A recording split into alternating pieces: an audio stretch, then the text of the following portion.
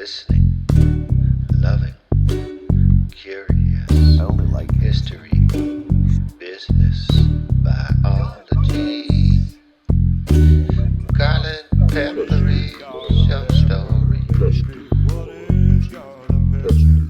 Garlic pepper is a spice.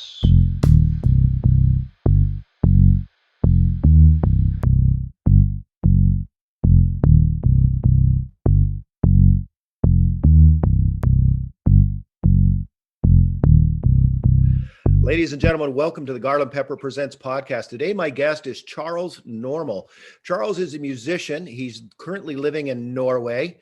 I met him in Salem years ago when they were doing a David Bowie tribute in Salem, and all the great musicians of the town of Salem were out there. And Charles, I forget, did you do Starman? Which song did you do? Yeah, I did Starman. Yeah. Maybe something else. I don't know. There was a couple. There was a couple that you did. And that was just really an excellent show. You guys took a few months putting that together, didn't you? Well, I didn't put it together. A fantastic musician in Salem, Jared Venti. I don't know if you know him. Yeah. He put it together, and then he just said, "You got any songs you want to sing?" And so I spent probably all of an hour rehearsing that show. Just went into those guys. Those guys really structured the whole thing, and I just stepped in and played the song and then split. So that whole thing was Jared. It really was a pretty phenomenal gig. It really was. I was very impressed. I know David put in a lot of hours. Oh, your brother's awesome. Yeah. David Fox, he did a great job. Just did Ziggy, and that was crazy. Yeah. So tell me about yourself. Like, where do you start? Where do we start with Charles Normal? Oh, I was born in a kind of a fruit orchard town, pretty small town, called San Jose, California, which is now Silicon Valley. So I saw that transformation. It was quite bucolic. It wasn't a fruit orchard, of course. There was a city there, but there were orchards on every corner, and that land is now worth millions of dollars per square acre. But yeah, I'm from San Jose, California, and I remember it was very pastoral. San Jose, California. I mean, if you looked at East of Eden, it's very similar to what that was. Yeah, which is only a 20-minute drive away, Salinas. Yeah. So it's a beautiful area out there, but it has. I remember going there in the 80s. I was at a friend's house. He had been one of the original Microsoft people, and he just had a little Rambler, a little house, 3-bedroom Rambler, flat California house, and it was worth like $500,000 in 1980. Yeah, and I was like, "Are you kidding me? That's just insane." That's probably worth 2 or 3. Who knows? Yeah, at least. My parents paid $25,000 for their house back in the '60s, and they sold it in the early '90s for I think 1.3 million or something. So yeah, pretty decent return on that. Unless you move from a place like that, that transition of cash is really irrelative. I mean, you still got to spend that money to get into the next house. Exactly. I really, it was possible when I was of the age to move out of my parents' house that you could go rent an apartment for, a reasonable price. Now, I don't know what kids are doing when they move out of their parents' house. They have to leave the area unless they work in Silicon Valley, because a 2-bedroom apartment can be like $6,000 a month. It's nuts. Yeah. What's interesting is all the people who serve in communities like that. So I noticed one thing about like Palm Springs. Palm Springs has Indio. Beverly Hills has Van Nuys. Those are the service communities. Okay. Of those towns. So the people who can't afford to live in Palm Springs, they live in Indio, but they serve all the people who live in Palm Springs, because those Palm Springs people aren't working. No, they're golfing. They're golfing. And they're, the people from India are cleaning up the golf course, and the pools and everything else. So it's gotten to be where those service communities are getting further and further away from these massive places like San Francisco and Silicon Valley. Right. Commute times are now 2 hours because people can't afford to live in the place where they work. I know. And it's creating a real nightmare. It is. That that dynamic might change a little bit due to this pandemic, because people are now realizing that offices aren't as important as they thought they were. So people are working remotely. So if people are confined to their house, they don't really need service industry people that much, and Yeah. they're not going. They might be going golfing. I guess that's allowed because it's outdoors, but people aren't going into gyms and swimming pools and stuff, and they don't need the pool cleaners and they don't need it. So, maybe that's going to shift. I know certainly air travel is going to be different than you and I grew up with. Businessmen don't need to go on weekend, glad handing trips to the East Coast and have expense accounts and everything. I think Right. CEOs are now going like, wait a second, we've just made as much money this last year, and actually more, by making these guys stay at home and Zooming, Yeah. Yeah. So we'll see what happens. So is San Jose is considered part of the San Joaquin Valley? It's a different valley. It's the Santa Clara Valley. It's the Santa Clara Valley. That's right. Right. And that's the one that's closer to the coast. So is your family still down there? No, my family, we all left. Well, I left in the mid 80s. I moved to Hollywood, and my parents stayed there until the early 90s. And that's it. I've got very few ties. I got a lot of friends there, but I no family. In fact, I don't have much family left. They're mostly all deceased now, which is one of the factors that led to my wife and I just going like, you know what, let's move back to Norway. She's Norwegian. So we, I've got a few relatives back there, but didn't see them much. The nuclear core has gone critical mass. It's done. Yeah. Oh, wow. Okay. So is that just breaking up the family, or people are moved on different ways? They think differently? Yeah. Well, my parents were older than my contemporaries' parents. I don't know when your parents were born. I think my dad was, my dad was born in 1925 and I was born in 65. So I had like a generation, my parents were kind of a generation older than my schoolmates' parents. So, and it was the same with their brothers and sisters, my aunts and uncles. And so they're all pretty much gone now. And, Wow. and when, I had a brother who was a musician and I toured all over the world with, and he was kind of my mentor and best friend and roommate and, and brother, everything. And he died, and Kristen and my wife and I, Kristen, started thinking like, maybe we should go back to Norway, but my mom is still alive and, she's in her waning years. And so she passed away a few years ago. And we just thought, well, maybe we should start to think about doing this. And then Donald Trump got elected and we're like, right, let's pack our bags and get out. Time. Get out. And so how's life there? How's life in Norway? It's incredible. It's amazing. I mean, Bernie Sanders has used that as a kind of benchmark for Good society order. society. Yeah. And it really is. And I've known that. I've been coming here. I lived here 25 years ago for a year. And then I met my wife here 22 or 23 years ago. And we lived here, we got married and lived here for almost 3 years. And then I've been coming back here all the time. And it's, I've got a lot of friends who are very conservative, right-wing people, and they're great dudes, and great women. We just don't agree politically at all. They don't like it when I start telling them about how this so-called social democracy functions.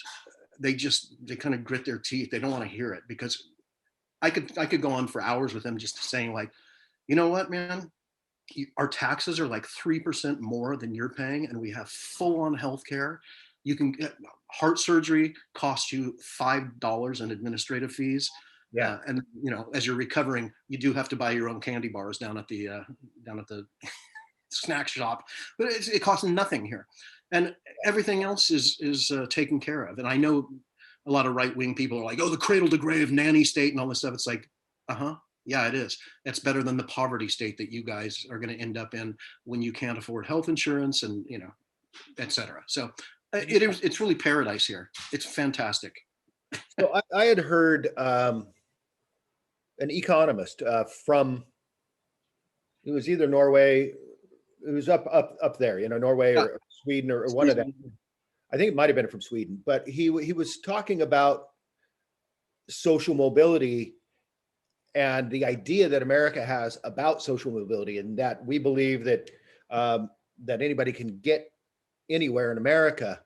When in fact, once he looked at the numbers, he was like, no, unless you are, in this situation or that situation, you're not going to get there. No, you're not. The odds are going to be stacked against you. And we always love, we always love those stories in America of the guy who raised himself up by his bootstraps. That's one of Right. our Horatio Alger stories. Yes. You can persevere, young man.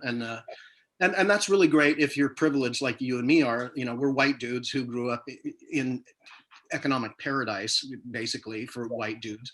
But if you are born in the Gretna projects in Louisiana or something, you're not going to college, kid. Not, more than likely not. More than likely, the odds are really stacked against you. Of course, they can do it, and they frequently do. But it's just like they don't have the leg up that we do. So there's definitely some sort of hierarchical class system that is we don't talk about it. And yeah, well, it's based on zip codes. Yeah, it is. Sorry, we got a little call. If I hear a phone call in my house, it's either my mother-in-law, which I don't think it is anymore, or the pharmacy. Because our landline, that's all who calls the landline anymore. Right. I don't even know why we have it. I think we have it so that we can do a fax someday. Right. Yeah. Well, it's if you hold on to it long enough, it's going to be like vinyl records. It's going to come back. It's going to be like the next generation of hipsters are going to be like, dude, that dude has a landline. Can I try it? Yeah. What's those buttons? Yeah. I like the circular ones. So you moved down to Hollywood. Yeah, when I was 20. When you were 20, and that was for music, or were you going to be? Yeah, it was. Well, it was. To get out of the nest, as everybody should do at some point. But also there was my brother was a very, very well-known Christian rock artist named Larry Norman, and he was famous all over the world. Could sell out Royal Albert Hall 2 nights in a row. It's like he wasn't like a 200-seater guy. He was like a 3,000-seater guy. Right. Anywhere in the world he'd go, Asia, Australia, all over Europe. And I was from the San Francisco punk rock scene, and I was used to, and that was cool, opening for the Dead Kennedys and Bad Brains and all these bands. I saw like some of the legendary bands, and hung out with them backstage and played gigs with them. And but I was used to playing in front of 150 people because punk rock back then was not, as accepted as Green Day and Rancid made it. Right. So you played Gilman and all that? No, this is pre-Gilman. This is 82, 83. Oh, okay. Yeah, we played the Mabuhay Gardens, the legendary. It's like the CBGBs of the West Coast, and we played the On Broadway, and we played, a million garages and other clubs.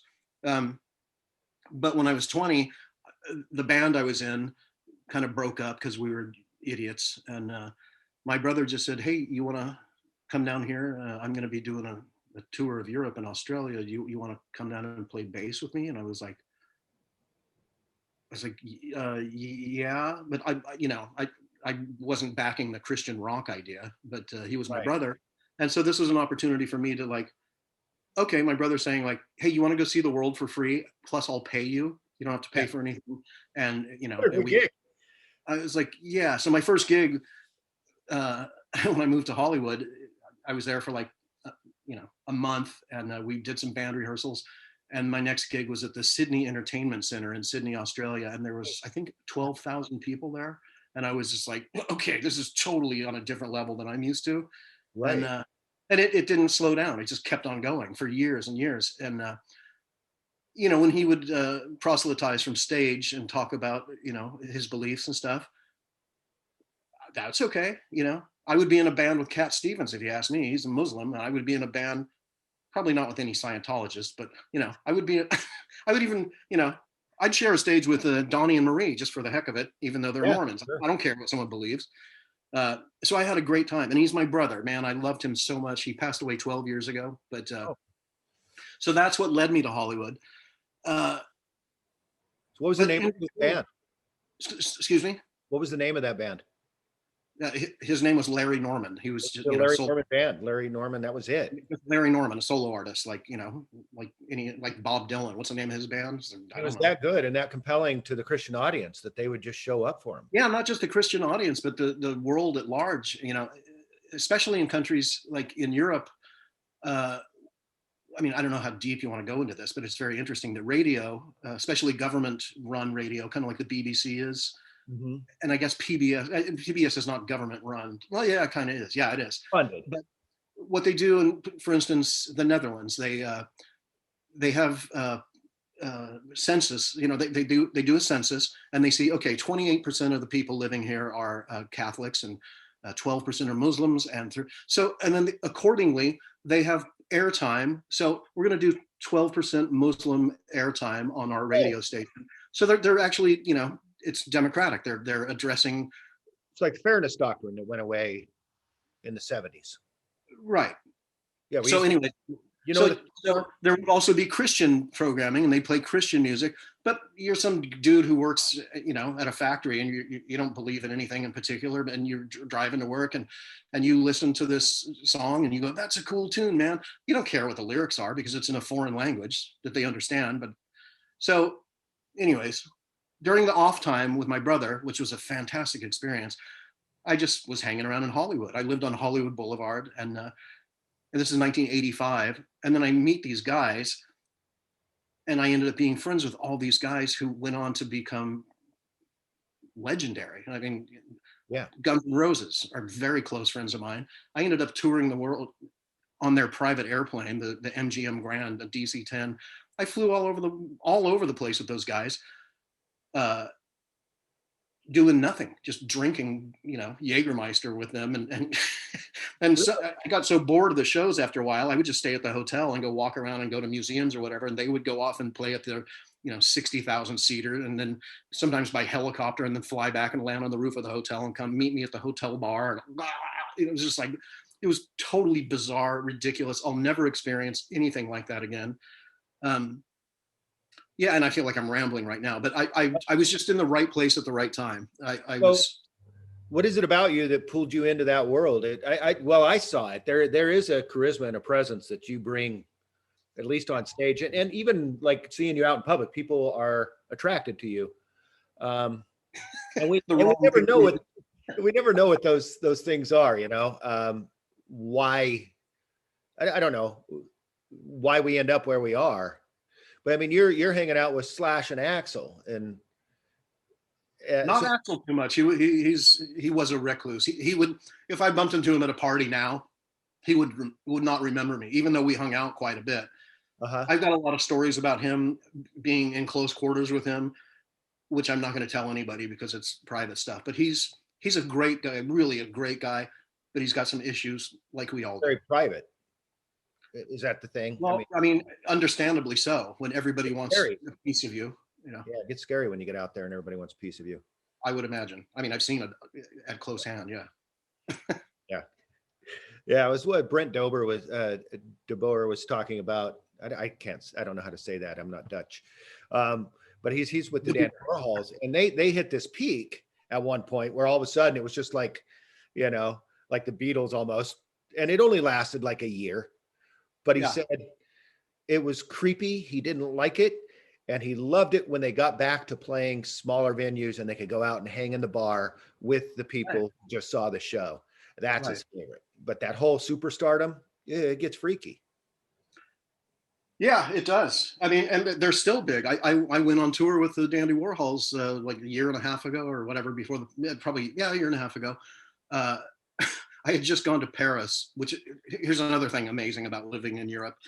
My wife and I are just like, and our 9-year-old boy, it's like, what do you want to do this weekend? Should we, go camping or something? It's like, let's go to Paris. Like, okay. Tickets are like $40 one way to Paris. So $80 round trip. Yeah. And it takes about an hour and a half to get there. So the biggest expense is getting to the airport on public transportation. That costs more than the flight does. So, amazing. But I had just gone to Paris with my wife. We stayed there for like 10 days or something. And we flew back to Oslo, and like that evening when we got back, Courtney, the singer for the Dandy Warhols, calls me and says, "Hey, dude, we're playing some shows. We're going to be playing in Paris, and why don't you fly down?" And I was like, "Dude, I was just in Paris for like 10 days.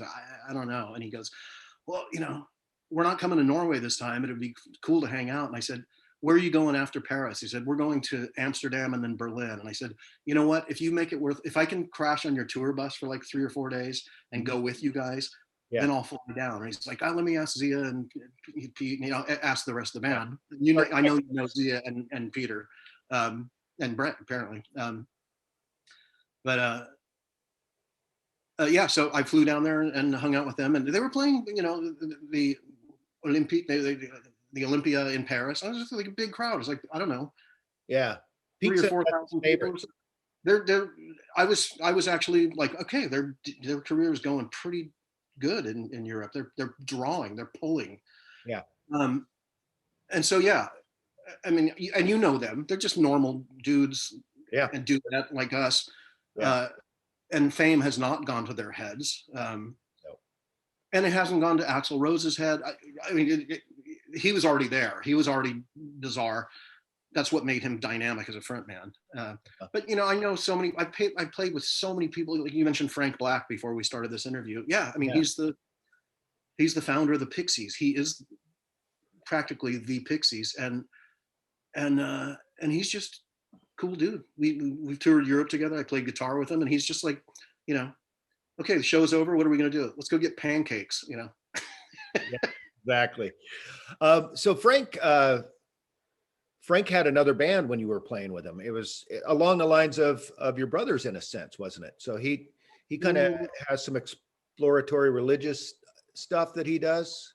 Well, he grew up in a Christian household. I know his mom and stepdad, and they're Christians. They're not overtly religious, but they're Christians, and that's how Charles grew up. Frank Black. When I say Charles, it's for those of you who don't know, it's Frank Black, who is also Black Francis, the singer and founder of the Pixies.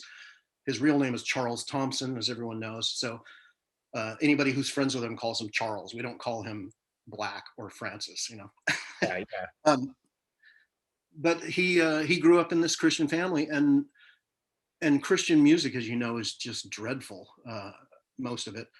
But he found this guy, Larry Norman, my brother, when he was a teenager, and was just like, wow. And it blew his mind that my brother was so good. My brother is really good. Anybody want to check out Larry Norman? Yeah, I'm definitely going to check it out.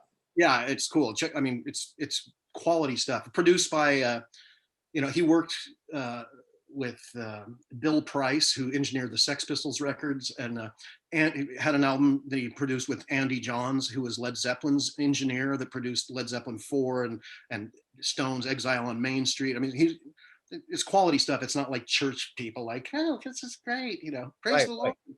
It was rock and roll. He's singing about sex and gonorrhea and all this, like, it's good stuff. Anyways, so Frank Black, Charles, heard that stuff when he was a kid and was like, wow. And it really impacted him and influenced the Pixies. Yeah. So my brother was a big influence on the Pixies, including on one of my brother's songs from a 1977 album. My brother had a song called Watch What You're Doing. And during the fade out, my brother says, "Come on, Pilgrim, you know he loves you." And Frank Black like flipped on that first Pixies record. It's called Come On, Pilgrim. Oh, wow. There you go. So that I now I'm really intrigued. I got to go listen to your brother. I got to listen to some Larry Norman now. Yeah, I'll send you some links after this. Yeah. So Dave actually met Charles at West. Charles, yeah, let's call him Frank Black so people aren't confused about me. Right. And so he's always confusing during sound check. Can you talk into your mic, Charles? And he and I would look at each other like, which one? Yeah, yeah. So he was, I guess he was at West Side Station just hanging out. Yeah. And Dave was there. I don't know if he was doing a show or what, but I must have been back when Dave drank. But yeah, he's just like hanging out with this guy. And then he kind of looks at him. He goes, you look like Frank Black." Goes, "Yeah, I am." And that was Dave's little meet up with him. So apparently he lives around here sometimes, like in Eugene or something. He did. He actually met a girl years ago in Eugene, and ended up. Her name is Violet Clark. They ended up forming a band together with my bass player and drummer, or the bass player and drummer I was in a band with for years, Mm-hmm. Jason and Silver. I don't know if you know them. Killer people, awesome. Jason? Anyways, so Frank Black had a gig in Eugene, met a girl there, and he decided to move from LA to Eugene. And then they decided to get married. So he actually came up to Salem. He didn't have my phone number, but he came up looking for me and my brother because he wanted my brother to be his best man at his wedding. I guess they were married at the courthouse or something. I don't know. But anyways, yeah, Charles told me that he came up and hung around Salem for a few days and went into various restaurants and bars, and people were just like, what are you doing here? Yeah, yeah. But he no longer lives in Oregon. He lives in Massachusetts now, Okay. which is where the Pixies started. You know, he's gone full circle.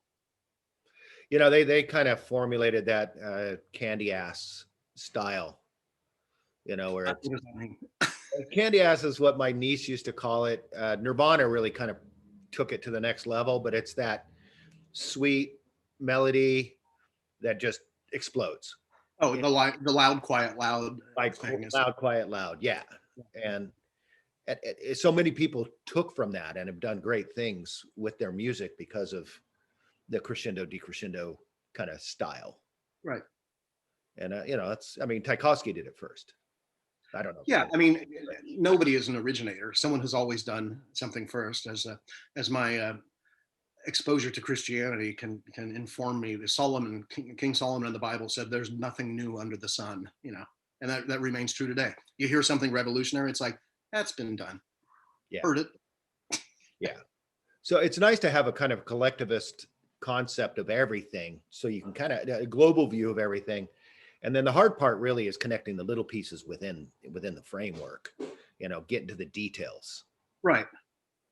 You know? Well, I think that's how you get PhDs, right? You make a thesis. You take little details from other, you know, disparate concepts and put them together. So you're stealing, basically. Everything is stolen from some other person's idea. The forging of those two ideas is your thesis, and that's what our iconic, you know, favorite musicians and actors and everything do. They borrow from, you know, left and right. And well, the structure of music, you got 8 notes, right? And and then a bunch of half notes in between there. I don't know. And then you've got different octaves of those. Right. There's probably billions of patterns, but there's only so many of them that sound good together. In Western world, in the Western, you know, to the Western ear, let's say, yes, that's true. Yeah. We have a 12-tone scale. If you listen to, you know, let's say Egyptian music or Middle Eastern music, they actually have more than 12 tones, and it sounds exotic to us. It sounds normal to them. Yeah. So there are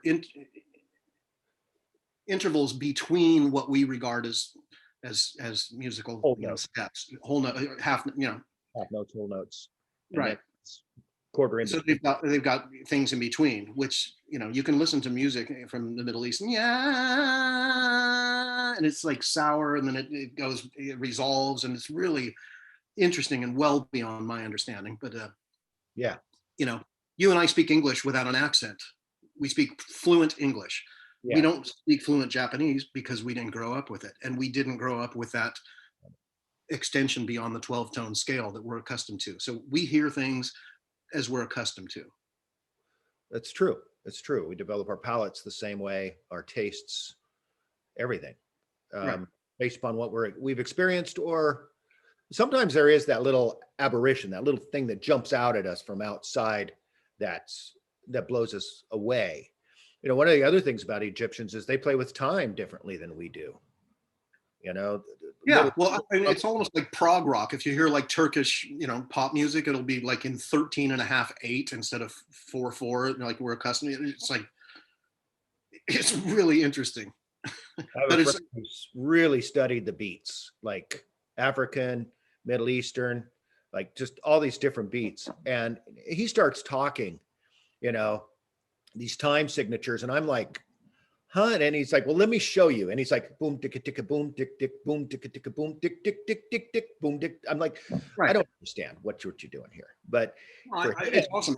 It's like 70s Dutch prog rock. It's like all over the place and so opinionated and intellectual in its approach. And they, it sounds random to us people playing tablas, and we listen to Ravi Shankar or something. It's like, oh, that sounds like fun jam. And like, no, this is a discipline. These are like really studied scholars of what they're doing, and we don't understand that, but they do. yeah, yeah, they do. And there's a lot of work in these drummers that are way into these different rhythms and beats and the tablas and things like that, and the dumbes, the djembes not so much, but especially the doumbeks, that little clay drum. Yeah. So fast and so much going on with those guys. But I've tried to play, like if I'll do a Middle Eastern beat, I've tried to play with, Western musicians, and nobody knows where to come in. Nobody knows where to play. And Right. it becomes a compromise. And then what happens is the drums take over rhythm, and any other stringed instruments kind of just accentuate the sound. They really don't, in rock and roll, the guitars are doing the rhythm, drums are there doing the rhythm, but the guitars are doing rhythm too, because they're playing together. Whereas with these Middle Eastern beats, and that's why I think they have those, different instruments, they're not playing in the same time as the drummer. They're playing Right. over and around it. It's kind of interesting. Well, that's interesting, which brings us back to the Pixies. That was what was very interesting to me when I first heard them. I was in a car and I heard them and I pulled over and I listened to this cassette tape that my friend had. And I listened to the first exposure I had to the Pixies, which was their Doolittle record. And I sat there and my friend said, come on, we're going to this party at this house. It's a half a block away. And I said, just walk. I'm going to sit here. And I listened to that entire cassette. And you used to have to turn them over, remember, in your car. Yep, And yep. turned it over, listened to it, turned it over again, side A again, side B again. I sat there for like an hour and a half listening to this, just going like, everything I thought I knew about music is wrong. This is what I should be doing. And yeah, but they did this cyclical thing you're talking about. They're playing a 3-chord pattern. Uh, and for your audience, let's not get into the details. You and I can talk about it later. But if you listen to the Pixies, they're playing like 4/4 beat. Yeah.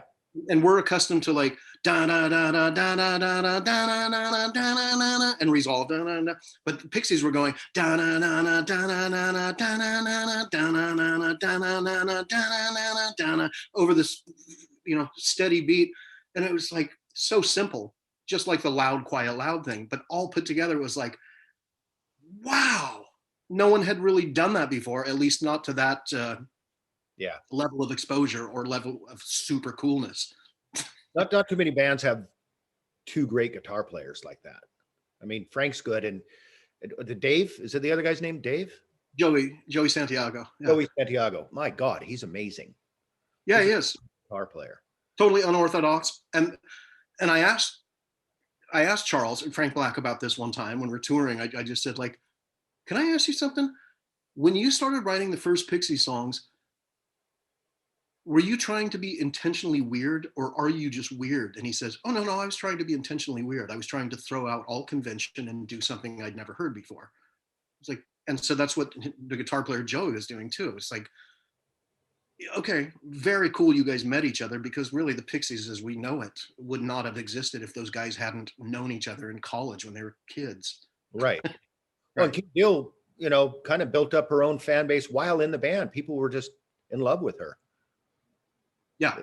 Yeah. And so, I mean, the whole band is just amazing. And that had to be, so you had this experience where you're just like a guy with this music. And then later on in your life, you get to play with this guy. That had to be mind blowing. Dude, that's happened so many times. I was from, as I mentioned earlier, the San Francisco punk rock scene. And I had my idols, the Clash, Sex Pistols, and like everybody else did of that era. Mm-hmm. And then when I'm like 21, I'm at a party. I get invited to a party at Iggy Pop's house in Hollywood. And actually, it was Iggy Pop's nanny's house. It was a long, weird story. apparently. But Good I'm name. there, and I meet this guy it's Christmas Eve. I got invited to a Christmas party, and there's this guy like poking in the fireplace, and I just thought, this is bizarre. The fireplace in Hollywood, you know, Yeah. why? It's Why? like 70 degrees outside. I'm sitting on the couch, and and he turns around and he goes, "Hello, mate. How you doing?" And I was like, Jesus, it's Steve Jones from the Sex Pistols.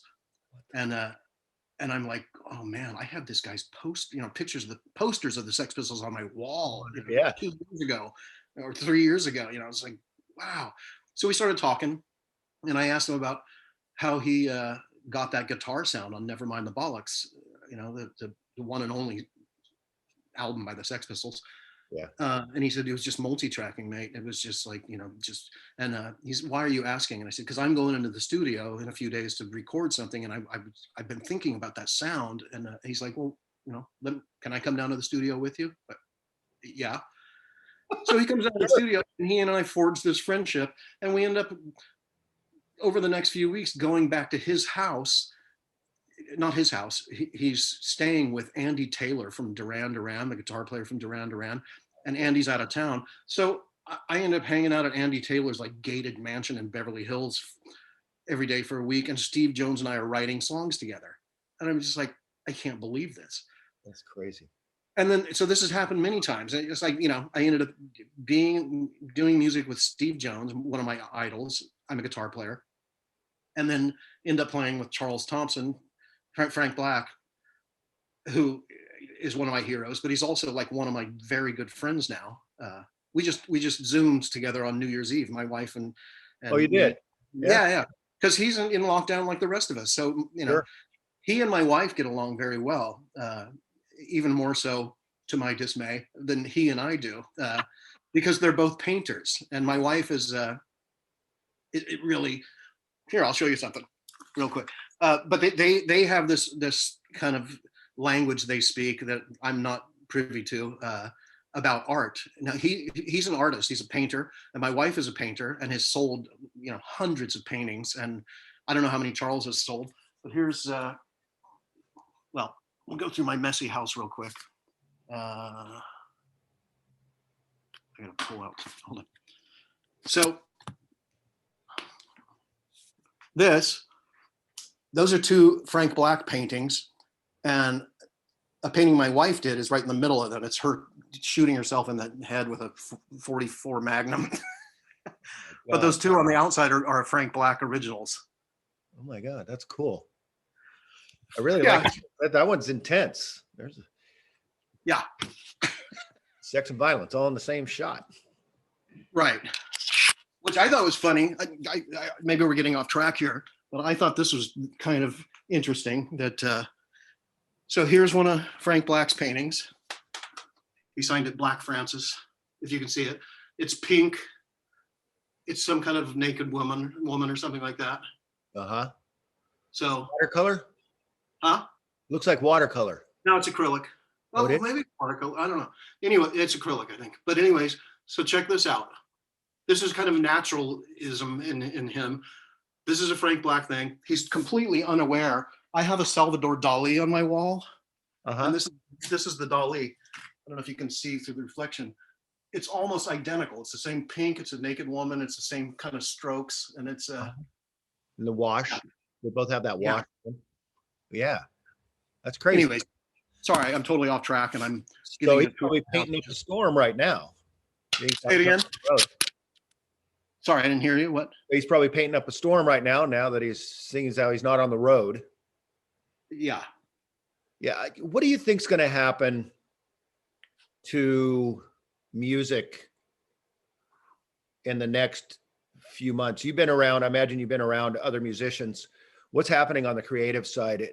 A lot of times when we get these spaces where everything slows down, some type of creativity booms out of it. And I'm kind of anticipating some amazing music being written during these quiet times. Yeah. In this, current age of different communication methods, there's going to be great art produced by people being in lockdown and there's nothing else to do except drink, which I'm doing, and I got creating. And hours. so there's going to be a lot of ramifications, I suppose. I mean, is there going to be a baby boom in the next few months? Yes, there will be. There will be. Yeah. Or are people taking precautions because, like, what kind of world do I want my kid to grow up? Who knows? Who Yeah. knows? Well, there'll be a baby boom among the people who don't think about the future. Which is people. Which is most. Yeah. But also, creative wise, yes, there's going to be great works produced, but there's so much noise out there now. How are we going to find them? Yeah. Well, that's and I guess, talent will out, as they say, and publishers aren't going to sign some, blogger from, Chippewa Falls and some garbage he's pumping out. They're going to publish actual works of art. And right. I don't know what record Well, companies are anymore. Sorry. So that's why I'm self-publishing, because right, nobody's going to publish me. Well, I mean, yeah, I do the same thing. I mean, I have my own online presence for my own amusement. Nothing as sophisticated as a podcast or anything, or together. I'm working on a couple of different records right now, and I'm just wondering, like, now it's like a frisbee. It used to be, it used to be something that was tangible. There was a pathway to getting your stuff out there. Now it's not just like throwing a frisbee into, a beach full of frisbees. It's like, okay, I don't know what's going to happen, or where it's going to land. Yeah. Yeah. A few years ago, I was in a band with the aforementioned Jason and Silver, who ended up playing with Frank Black as well, in a band called Grand Duchy. We did a record, and we hired one of the top publicists in the world to run publicity on it. Get you out there. Yeah. Heidi was her name, and she is her name, and she was the publicist for Tom Petty and Slayer and Frank Black, who recommended her to us, and a bunch of other people, big names. So we paid her a lot of money to run the publicity campaign, and she got back to us a month later and said, "I'm sorry. I'm used to working with super established artists, and you're a baby act," which is, the industry term. And she said, "Things have changed now. When I send out a Tom Petty promo, everybody knows who Tom Petty is, and all the newspapers and magazines run it, and all the online bloggers run it and everything. But you're a new act, and the old channels of publicity don't exist anymore. Now it's all run by 17-year-old kids in Idaho with their little media thing, like, check out this record, this is super badass," and right. and he's got 40,000 followers. He or she has 40,000 followers, right. And those kids are totally resistant. If I send something to them, they're just like, "Screw you, big timer," So she ended up giving a substantial amount of our money back to us, saying, like, "I'm so sorry, I don't know how this business works anymore." And I was like, okay, if one of the top music publicists in the world doesn't know how it works, I'm not even going to attempt to figure it out. Yeah. There's a lot of people out there right now trying to sell how you can get presence on the internet. Right. Yeah, there's music. Hey, do you want to make money in your home studio? It's like, right. So I'm basically focusing on content, and content means good guests. And well, try harder next time. I will.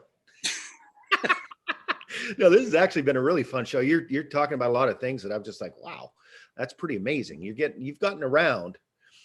Tell me about you learning music. How did that happen? When did you first pick up a guitar? Oh, I don't know, when I was 13 or 14. And that really is just a question of mechanics, meets interest. It's, the same. How did you learn to play guitar? Well, you had desire to figure out how the Ramones were making this magic or something, that's how I did it. It's like, what is this stuff? Yeah. And, the cliche, the trope is that there are several tropes. When the Beatles came along, did Ed Sullivan, 1,000 bands were formed the next day because people wanted to be that. They wanted to do that. Right. And the Ramones and the Sex Pistols and the whole punk ethos was that, do it yourself, DIY. We're not skilled musicians. We have no degrees. We don't understand theory. We don't understand anything, but we're just kick ass. And so that was an inspiration for me, the punk rock thing, because again, the well-worn, idea is that bands had become, rock and roll had gone from Little Richard, which was just super kick-ass, to Kiss. Sorry for Kiss fans, but it's like, really, you're wearing boots and you're breathing fire, and you need to do that because your songs aren't that great. That's my opinion. No, Or that's Emerson also, Palmer, or Yes, all these bands that I sneered at as a young angst-filled teenager, like biting my fingernails and on the brink of puberty, like those long-haired guys. Well, now I love all those bands. I listen to them and I appreciate the artistry. But I love Yes, but I still have never come around to Kiss. no, neither have I. I've tried. I've even been asked to play some Kiss covers, like "I Want to Rock and Roll All Night" and stuff like that. And I've learned, like, okay, they're not as bad as I thought they were when I looked at them in magazines. Yeah. Anyways, let's not get off on a Kiss tangent, because I'm Well, sure me we're actually offending a lot of people right now. I getting know they're that beloved. they were great to work with, that they were very professional, they were great to work with, because apparently Rush used to open for them. I had Yeah, no idea about that. And he was like, and they were great to work with. They were very professional. We learned a lot from them. I'm like, Kiss? You guys are so superior to them. oh yeah, totally. I haven't thought about this in years until just now. Uh, I was in a band called Jet Boy in 1990, who were supposed to be the next big thing, the next big Guns N' Roses, and we were signed to, um, well, first they were signed to MCA Records, and then I joined. Sorry, they were signed to Elektra Records and got dropped in one of these A&R idiotic things, uh, and then they signed to MCA, which is when I joined them, and we shared a manager. Anita Camarada was her name, and she was a manager, and she managed us, Jet Boy, and Steve Jones from the Sex Pistols, who was fun because I already knew him, and Kiss. So I've actually had dinner with Kiss. I mean, sat down, hung out with those guys, and bumped into them at clubs and been like, "Hey, man, what's going on?" They're like, "Hey, Charles, what's?" So I ended up, like, when I was in this rock band, Jet Boy, I ended up meeting all these weird people that I didn't care about because I was a punk rock guy. But I Right. meet all these metal dudes, like guys, hey man, I'm the drummer from Dokken. It's like, cool. Yeah. You know, I wouldn't so, recognize you. but anyways, I guess my point was that Paul Stanley was always really nice to me, and really he seems like a genuine esque person. Gene Simmons, I got nothing but bad vibes from that guy. When he'd like shake my hand, I was just like, ugh. And this is before seeing those stupid TV shows he does. But it's like, Yeah. there are certain people instinctively you don't like. He was one of them. Yeah. That's the vibe I get. Paul Stanley is awesome. Pretty good guy. But yeah, Gene Simmons is that's known. People know this. Yeah, yeah. Yeah. I mean, people know that Gene Simmons is not a nice guy. And perhaps that's his, carefully crafted persona. Yeah, who knows? Yeah. Kind of has He's a dick. the devil.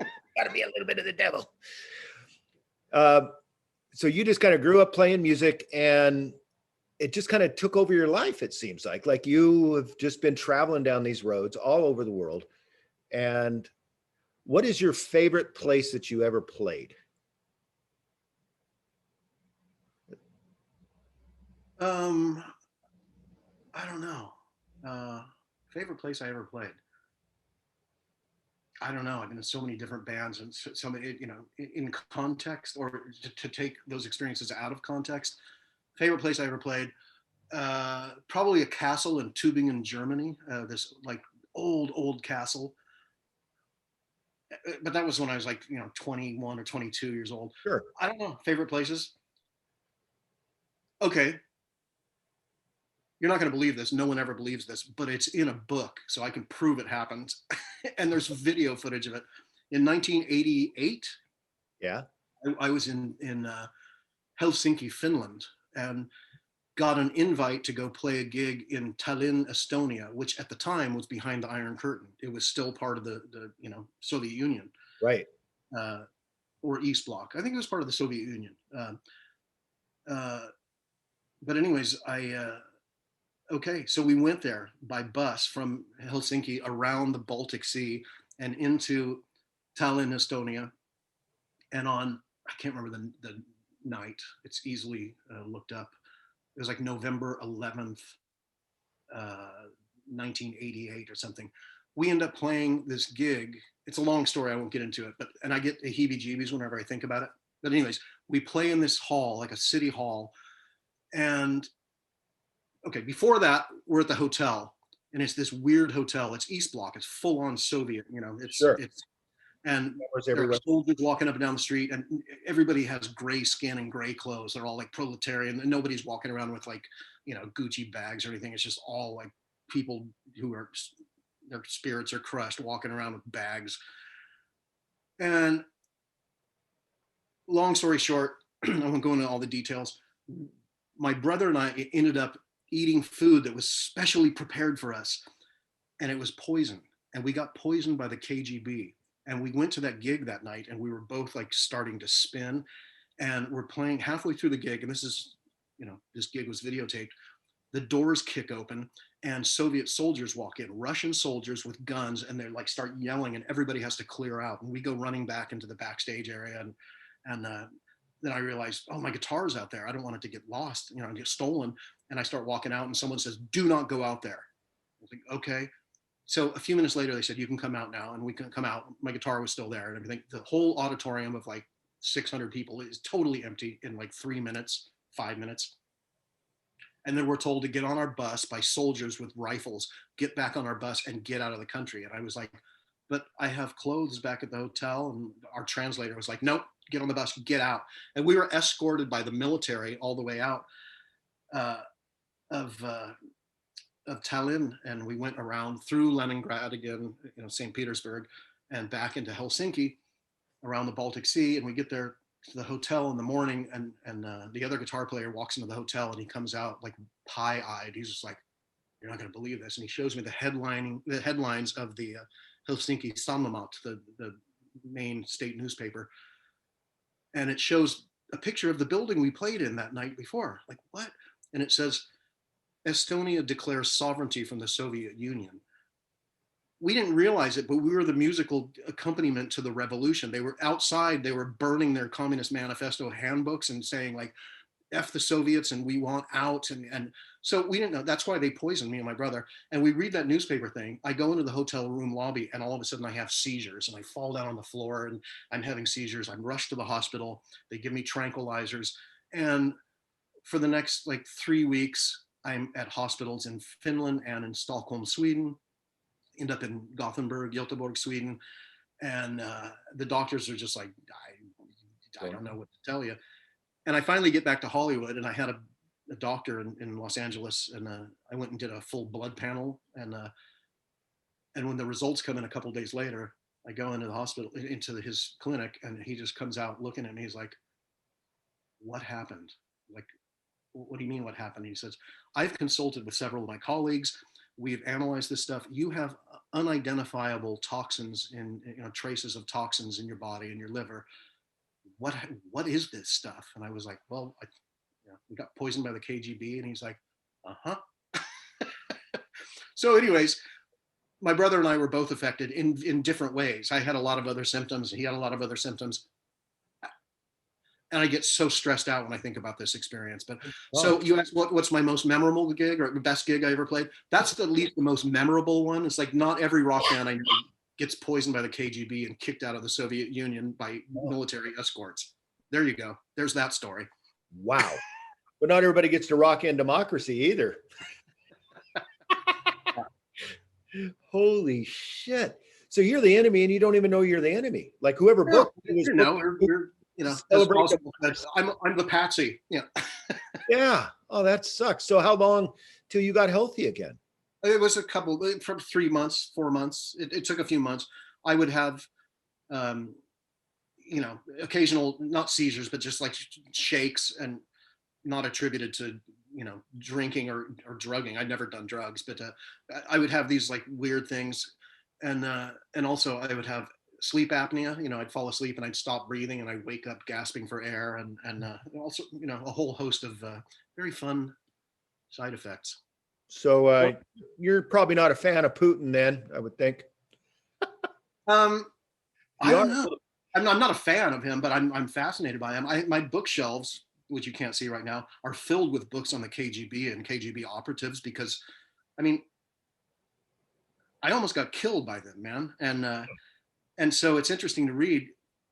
I haven't gone into the details. There were nurses that tried to inject us with stuff in our hotel room. It was just like a whole bunch of weird stuff.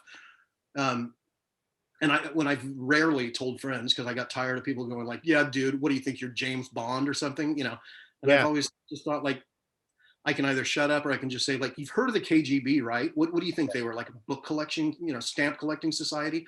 Their one job was to kill political undesirables, and it doesn't get more undesirable than us being morons on stage singing songs during a revolution. Yeah. So He had no idea the revolution was even happening before he went there. no idea. Had no idea. Mhm. The world is a weird place, man. People are weird. Like today in America, there's a bunch of people in Washington, D.C. who are Oh, I know. protesting the results of a Democratic election Yeah, I know.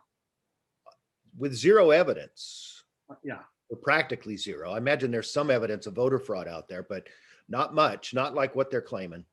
Right. And it's just, and they're mad. They're insanely mad out there. And I'm actually a little frightened. Well, I mean, you're safe, ensconced in your home. I would be frightened if I was out there Yeah. among them. Um, these guys are, wusses. These are dudes, these Proud Boy guys and other dudes. They've seen too many Rambo movies. They go buy some flak jacket at Walmart and they walk around with like some semi-automatic weapon or something, and they're just like, "Yeah, fuck you, man." And, it's like, dude, Yeah. come on. I'm a Marine.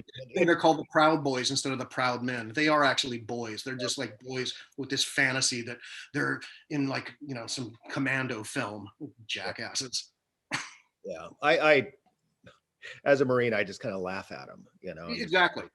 Right. goofy ass motherfuckers. You don't even know what you stand for, they'll say Constitution all day long, but they only know like one number of the Constitution as number 2. Right. Be one if they're talking out of their ass and they're trying to claim the right of free speech. But Right. yeah, that's about it. And I don't know. It's weird. Like this is not the America I grew up in. Well, no, it's not. I mean, because we were born between revolutions. There was, 1776 was probably no picnic. No, I don't think it was. I'm sure the civil rights movement, which was a great thing, but I'm sure the flack that they took was no picnic either. And there have been, you and I weren't of age yet during probably the late 60s Vietnam protests, and I was. I was a child, and Yeah. it was happening around me. But the evidence I saw of it was, other than certain relatives coming back from Vietnam, most of it was seeing the hippies. I was in Modesto, and it's California, and there was just a lot of like hippies and stuff like that. Right. Didn't and the veterans that I knew, they just came back and they lived regular lives, but they didn't really talk about much. No, they didn't. That's an interesting thing too, which is completely off topic, I suppose. Although there is no topic on this podcast. There's this myth, and it's actually a myth, that returning Vietnam soldiers got spat on by people, by hippies, and got spat on. There's no documented instances of that. Although some vets will tell you, conservative vets will say like, yeah, they totally spit on me and stuff. This didn't happen. There's no footage of this. There's no recollection by many people because everybody knew, hippies, liberals, protesters knew that these guys didn't sign up for this. They got drafted. These are our peers. They got drafted, baby killers, and getting spat on. No, that didn't happen. As many times, I mean, it's like people saying, fake, steal, the election was stolen, all this stuff. It's like, yeah, you're just you're pulling this out of your ass. Yeah. And a lot of vets say, no, we were given hugs when we got back. Like, man, I'm glad you're back safe. And, even strangers would be like, wow, what was it like? And, so yeah, there's always some sort of turmoil. This turmoil with the Proud Boys who are like, their testicles haven't dropped yet. Those little punks. Seriously, they're just, look at them, They're just like, it's like go home alone and drink a 6-pack of Coors Light and jerk off to Soldier of Fortune magazine already. Yeah, You know. yeah, that's kind of where they're at. It's those guys. It's funny because even in the Marines, the blustery guys like that, we all thought they were a joke. Like, Yeah. the guys that really chomping at the bit to go to war or whatever, and you're like, dude, Right. that's not good. Where were you? Oh, I was in during a very good time, 82 to 86. Okay. So I served in Southern California first, San Diego boot camp, and then 29 Palms for electronics school. Oh, And okay. Coronado, which was excellent. I was at the same base as the SEALs, but I was Right. not training to be a SEAL. I was working at the Landing Force Training Command Is it Center. Coronado or is it Oceanside or where is it? Yeah, it's Coronado's on the Strand, between Coronado and Imperial Beach. Okay. So you have Much to go better across weather the than bridge. 29 Palms. What's that? Much better weather than 29 Palms. Yeah, it's foggy in the morning and beautiful by 10 and surfing by 11. Luckily, Cool. there was enough beach out there with small waves that I didn't have to piss people off learning on big waves and getting in front of folks. So I learned to surf on a board that was like short. Okay. Learning to surf on a short board is I stupid. know. Yeah, It is stupid. It's like learning to ski on roller skates. Yeah, it took me 2 days to get up on that board. Right. And I was in really good shape. So that tells you how hard it is to surf. But once I started getting it, it was really, really fun. Yeah. I've actually surfed there at when I was a teenager. My parents took me, we all went down to and stayed at the Hotel Coronado or Hotel Del Coronado or whatever it's called. Coronado, world Incredible. famous. And the beach there, which is Coronado Beach, I guess. Yeah, I went down there and I went surfing for like 2 days, and it was like January. It was freezing. Yeah, but they had, just nice little 3-foot waves, pretty consistent through there. Yeah, along the Strand. It's not bad, and you're not getting in anybody's way. but there was nobody out there. It was too cold. But I was determined, like, I'm not going to let anything set me back. This is San Diego, baby. Oh, and it's a lot warmer than the Oregon waters. A lot warmer. Even San Diego's in the winter warmer than Oregon. You know what's weird about here, as a brief aside? We're in Norway. We're far north. This is Scandinavia. In the summertime, we go swimming in the ocean and it's warmer than California. It's not quite as warm as Hawaii, but it's really warm because the Gulf Stream from the Gulf of Mexico comes around Florida and comes straight up here. There's this warm water, which was first observed by Benjamin Franklin. He figured out the Gulf Stream because he was a genius. But yeah, you can go swimming in the ocean here, which we do every summer, and it's super warm. That's amazing. The North Sea and Skagerrak, which is the sea between Denmark and southern Norway. Yeah, it's totally, you can just like swim around in the ocean and it's like, wow, it's nice. Semi-tropical here in the summer. That's Crazy. great. Yeah, totally. I would have never thought that. Right. Is there surfing? Is there any surfing out there or any breaks? The waves. The very strangely named Pacific Ocean, peaceful ocean, is turbulent. There's a lot of waves. The Atlantic is not as turbulent as the Pacific's dynamic, and there is surfing in southern England and Cornwall. There's not much surfing in Europe, and there are pretty much no waves. It's very still here. The North Sea is like really kind of like glass sometimes. Really? Yeah, it's weird. I've always thought of that as being like just choppy and rough all the time. The images we get. I mean, what's your latitude? How far up are you? No idea. Salem is the 45th parallel, correct? I don't know.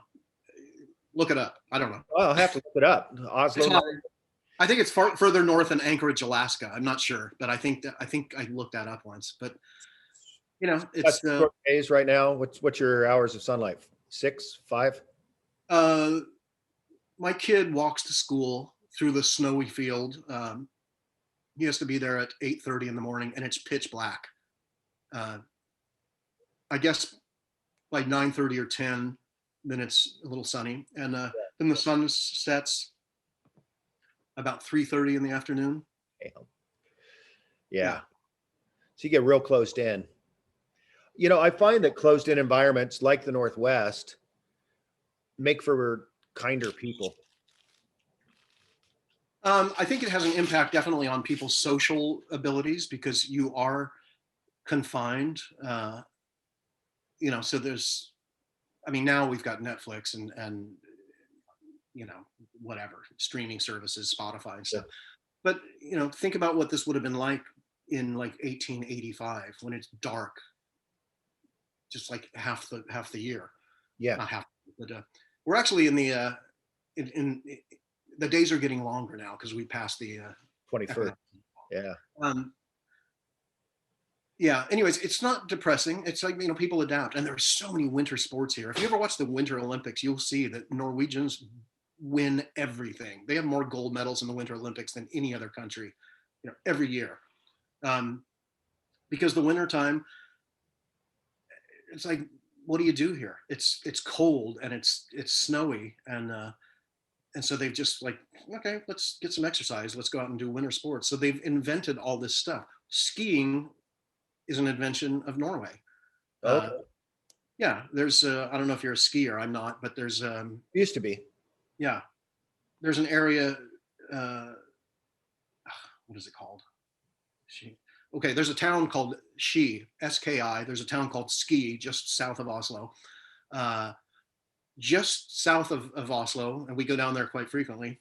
About an hour drive is a county called Telemark, and that's a style of skiing, Telemark skiing. So a lot of the mythos and language of skiing is all Norwegian in origin. And I mean, everyone skis here. It's funny. I can walk out of my house, walk 10 minutes to a kind of like the Portland Metro. It's a train, Uh-huh.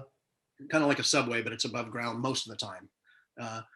I can get on it, and in 25 minutes, I'm up at the top of the mountains, and it's skiing, and it's free. It's cross country skiing and downhill skiing and all this kind of stuff. And when you get on that train, it's just packed pre-COVID. With skiers, everyone from like 5-year-olds to 85-year-olds, just like standing there with their skis, just like this is what they do on a Tuesday afternoon. You get off work, you go jump on the train, go up, ski for 2 hours, and then go home and eat some food and go to bed. It's just like it's built into these people. You grew up in Utah. What'd you do at recess? Or you did sports? Did you play baseball or did you play football? Well, we ran. When I lived in Eureka, Utah, we had a coach who just liked to make us run. So we'd run, and then winter would happen and we'd play basketball. Right, indoor stuff. Yeah. But on weekends, we would, first off, we lived up the hill. So we'd go down to Goodwill, what actually was called Deseret Industries, the Mormon equivalent of Goodwill, and we'd get these old skis. Well, this is the 70s. So old skis are still wood. Yeah. They still have metal strip edges with screws in them. And the bindings are cable strap, and the boots are leather with big strings and usually a clip on the top. Real old school stuff. I had bamboo poles, the old bamboo poles with the big rings on them. And we'd build these little courses. We'd duck walk up a hill, come down the course, built a little jump or whatever, and then we'd jump the jump and then come down and slide down this other hill, and then take the skis off, walk up the hill with our boots, and do it again and again and again. And we just did that all day long. And when we weren't doing that, we were on radio flyers going down Eagle Street in Eureka, Utah, which was too steep for cars after it snowed.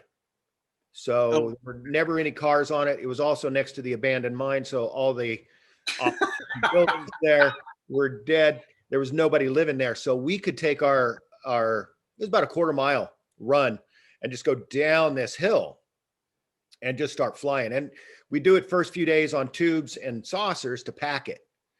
And then we'd get on those radio flyers and you just literally would fly. Yeah.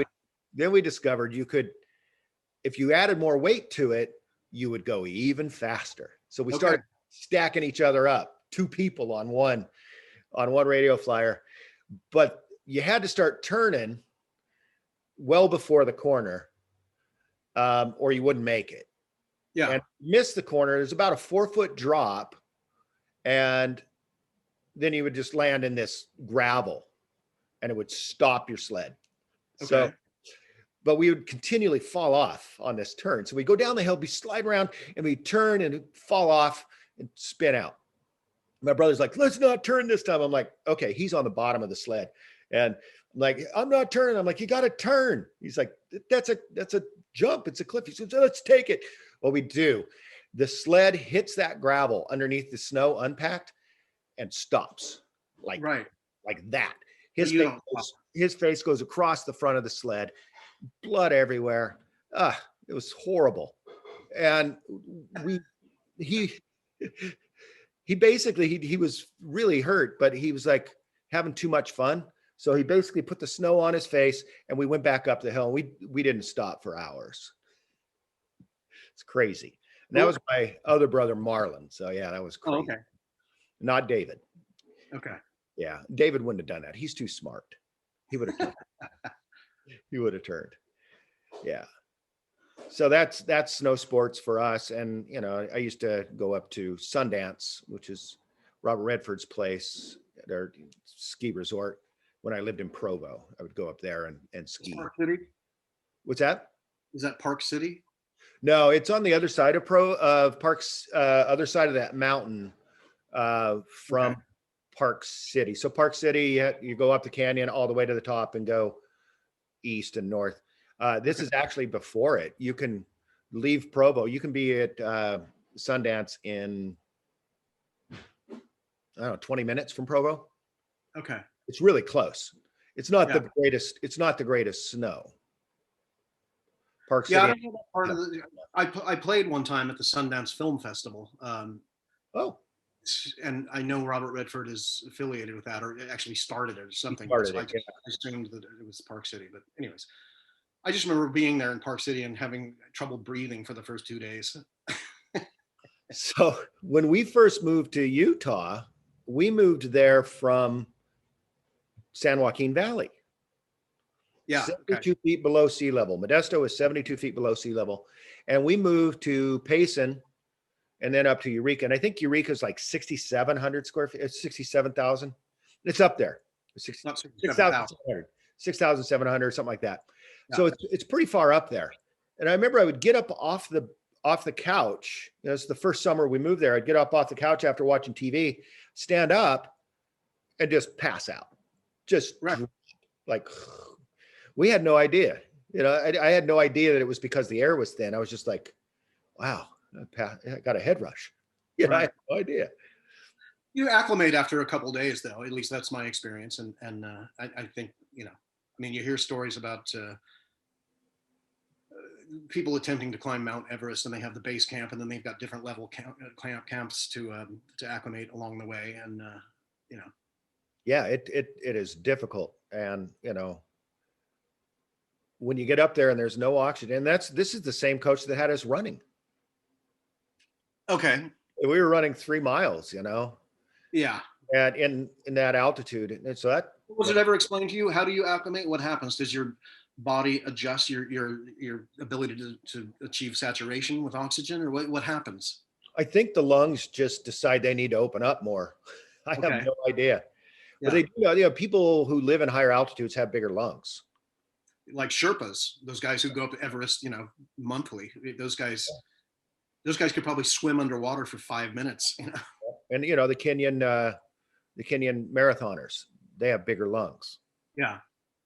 And I think probably after generations of living at high altitudes, you probably have the genetic predisposition to be fine in that, because my belief is that we videotape our lives and then we pass that on to the next generation. So there's little bits that we get environmentally that we give to our progenitors. Right. And that would be one of those things, right? In the evolution, you would probably be born with bigger lungs if you're born in Kenya. Yeah, I didn't know Kenya was at high altitude, but there's mountains. Yeah. I didn't realize it was high altitude until you keep hearing about these runners from high altitude Kenya. Okay, interesting. Yeah. Unless I'm wrong, unless I have the wrong country, it's very possible. Yeah, But I I don't know. think that's it. I think that's the one. Anybody can correct me if they want. That's fine. So I've Charles, been, sorry. you are in a band now? Uh, yeah, I'm in a band, in a couple of bands. Mhm. Um, yeah, yeah. Yeah. And what are you guys doing? Is it punk or? No, it's the two different bands are two different things. One of them is a band. I actually got signed to Warner Brothers, which is Warner Music, back in 1994. When I actually, when I was traveling around with Guns N' Roses, we ended up uh, stopping in Oslo, and they had you know a show at the local Enormo Dome, 55,000 capacity or whatever, and then I ended up meeting some Norwegian musicians who I was already a fan of, some guys, um, and I wanted to hang out with them. So I just told Guns N' Roses, "Hey, I'm bailing off this trip," and they kept on continuing and went touring more. But I stayed in Oslo and ended up writing some songs with these two Norwegian guys, and then we got signed to Warner. And so I stayed here for a year, put out this record, and we did TV shows, and we were on the cover of newspapers and everything. There was a lot of hype about us. Uh, and then some family stuff happened to me back in America, and I had to go home. It was like emergency. I had to go home, and I didn't come back. So that band just kind of like fell apart. Uh, but now we're doing a new record, 25 years later. So Oh my gosh, that's a long time. it is. It's kind of So, funny. They're really, really great guys, though, and I'm in another band. So that band is called the Merchants of Venus. There's another band called that in America, which I don't know if you know about, but okay. anyways, the Merchants of Venus. Then another band I'm in is called the Bells, and it's two girls uh, that are quite well known in Norway. They're signed. I'm not going to go into all the details. Anyways, yeah, I've got two bands here, and really, I'm still plugging away doing the stuff. The dream is gone. It's like I'm going to make it dream, and I realized, you know what? I'm not a millionaire, but I already made it, dude. I got to play with my idols. I've toured all over the world, and when I think about like God, I haven't been super successful at music. It's like I think I'm in the upper 2% probably. You So, probably are. Yeah. I mean, even the ones so that who've made it in music kind of haven't made it in music after time. I mean, there's tends to be a window for most where it's like you yeah, made it and that was it. You know, it was your Milli Vanilli moment. You got your time. You know? And yeah. There's that. but still, 25 years later, we're talking about them, and that's a sad story. God. It sure is, but it's also, you know, they undid themselves. Yeah. Yeah. And I don't know the story with those It, guys. They were like models or like disco celebrities in. right. They weren't really musicians. Yeah, and so then they became world famous superstars and won Grammys, and then they were outed as imposters, and then they went on to do a life of drugs and suicide or whatever happened to them. It's like, well, you chose your own course there. It's not like you were born on a garbage dump outside of Oaxaca, Mexico, dude. Yeah. Yeah. There's always blind Ray Charles coming out of nowhere to become a king. Right. Yeah. I mean, you got to put in the work, don't you? Yeah, that's what I've heard. I never put in much work. That's probably why I'm not a millionaire. You got up, you strapped on the guitar, you explored the world with whatever musician you were working with at the time. I don't know. That sounds pretty successful to me. No, well, it depends on what your, unit of measurement is. Uh, I'm not rich, but the last job I had was when I was 18 years old. I worked at a record store. So, I mean, That's pretty rich, if you ask me. I'm busting my ass forever up until I got fired. yeah, and I'm not proud of it. I mean, I am lethargic. I realize that I have this not a lazy streak. It's more of a lazy swath, in my Yeah. life. Uh, to the extent that the lockdowns and the coronavirus really haven't impacted me much at all. It's like cool because I That's really like to fun. watch reruns of Gilligan's Island anyways. So I was planning on doing that anyways. Oh my God, that's hilarious. So, I suffer the same issues. I would rather work on what I'm doing right now, and I'd rather continue this and improve it in ways, and you know, get somewhere with this. But I don't think that's going to work. I'm really like, I'm going to have to get a job and pay the bills. Yeah, well, But this, I'm going to continue doing this. This will be my side job. But right now, doing it, all my focus has been excellent, because there's a whole lot I've had to learn. yeah. Are you learning to edit video? Do you have Final Cut or Premiere or anything? I just have the Apple video thing, that comes Yeah, with okay. the Apple computer, and that's Yeah. what I've been using. And I do a little bit, typically not within the show, but I have created a little bumper, like a little intro bumper, and then I'll do some tags, like I'll put some names up and that type of thing to make it not look so much like a Zoom. So Okay. I'll scroll up with your name and that kind of thing. Yeah, I'm so in the last few months, I learned how to use that video program. I've learned how to use GarageBand, kind of.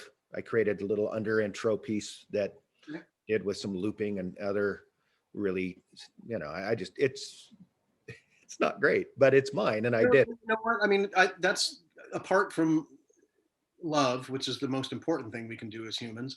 I think just constantly learning new stuff. And I think once you stop doing that, that's when you end up in the old folks' home. Yeah, So, yeah, that's cool that you're learning GarageBand and learning other stuff. yeah. A lot of people don't do that. They just they're done. I don't understand who watches television. I made the Gilligan Island joke earlier, but what do? You work at a factory, then you come home and you have a chicken pot pie and you sit and watch Friends or whatever's on TV now. I don't know what is that? Always Sunny in Philadelphia. Cobra Kai, Huh? Cobra Kai. I gotta tell you, I got caught into the old rabbit hole of Cobra Kai. I watched the first 3 episodes and I was like, yeah, that's pretty rad. But no, I'm talking about stuff that is not, that's Netflix, right? Right. So you determine when you're going to watch that. But a lot of people, I'm telling the landline phone guy this, but a lot of people are still in that old paradigm of coming home from work and, oh, it's Thursday night. Big Bang Theory is on or whatever. And then they sit there and watch that. And then they sit there during commercial breaks and then they go to bed. It's like, what are you doing? They're not learning GarageBand. Right, So right. I think those I people are haven't dead. turned on the TV in a long time. My wife likes shows and she watches. Our TV is downstairs. I've never had a TV in my living room in any Yeah, house I've ever lived in, because if you come to my house, technology goes off and it's you and me. If you come to my right, living room, I've got musical instruments for you and I've got a mouth. right. We're going That's to talk or we're going to play music. right. We're going to do both, you know? You know what? And I think this is interesting, and I'm sure someone has written about this, but I've just observed this myself. I know a lot of people. I know people who live in the projects, for friends of mine for years, and people who lived in squats and stuff, and uh, and they always had TVs. You can drive by the most ramshackle, like crummy tin roofed hut in outside of Salem, out in the middle of nowhere, and their yard is like overgrown with grass, and they have like rusty chicken wire fences set up, but they've got a satellite dish, they've got TV. Who doesn't have TV? Rich people. And I've been in the houses of lots of, like Yeah. captains of industry and stuff. I'm from Silicon Valley. I know a lot of very wealthy people. Sure. You go into their houses, they don't have TVs. Right. Like, what is this all about? They don't have a TV, but the poor people have TVs. It's almost Soviet. It's like, you know what? Just flood people's lives with vodka. Just sedate them so that they don't have any, you know, ambition. Just Yeah. Yeah. give them TV. Bread, circus, and People vodka. know, like that's a life suck to watch TV. Not to watch Netflix. That's cool. You program it your own. You don't have to sit there and slog through commercials. But television, that old format, it's like people are still watching that, but rich people have never bought into that. They're just like, they're busy doing other stuff. They're busy playing charades with their friends at a cocktail party, which sounds frivolous, but really, Connection. that's Human much better for your brain. connection. Yeah.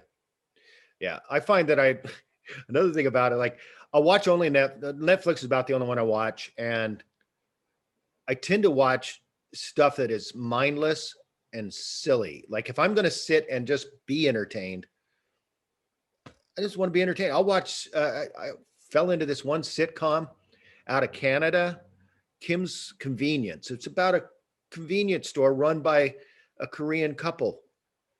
It's Okay, it's so simple, so basic, so stupid, and it's just escapism. I'll And check it out. also multicultural because Canadians do a pretty good job of multiculturalizing their stuff. Yeah, That yeah. so that was that, and I like that. I'm a big fan of integrating cultures and learning about culture and all of that. I just Kim's Convenience. Kim's Convenience. It's just a I'll silly check it out. little sitcom. Do you have Amazon Prime I my wife does. I or Pirate Bay?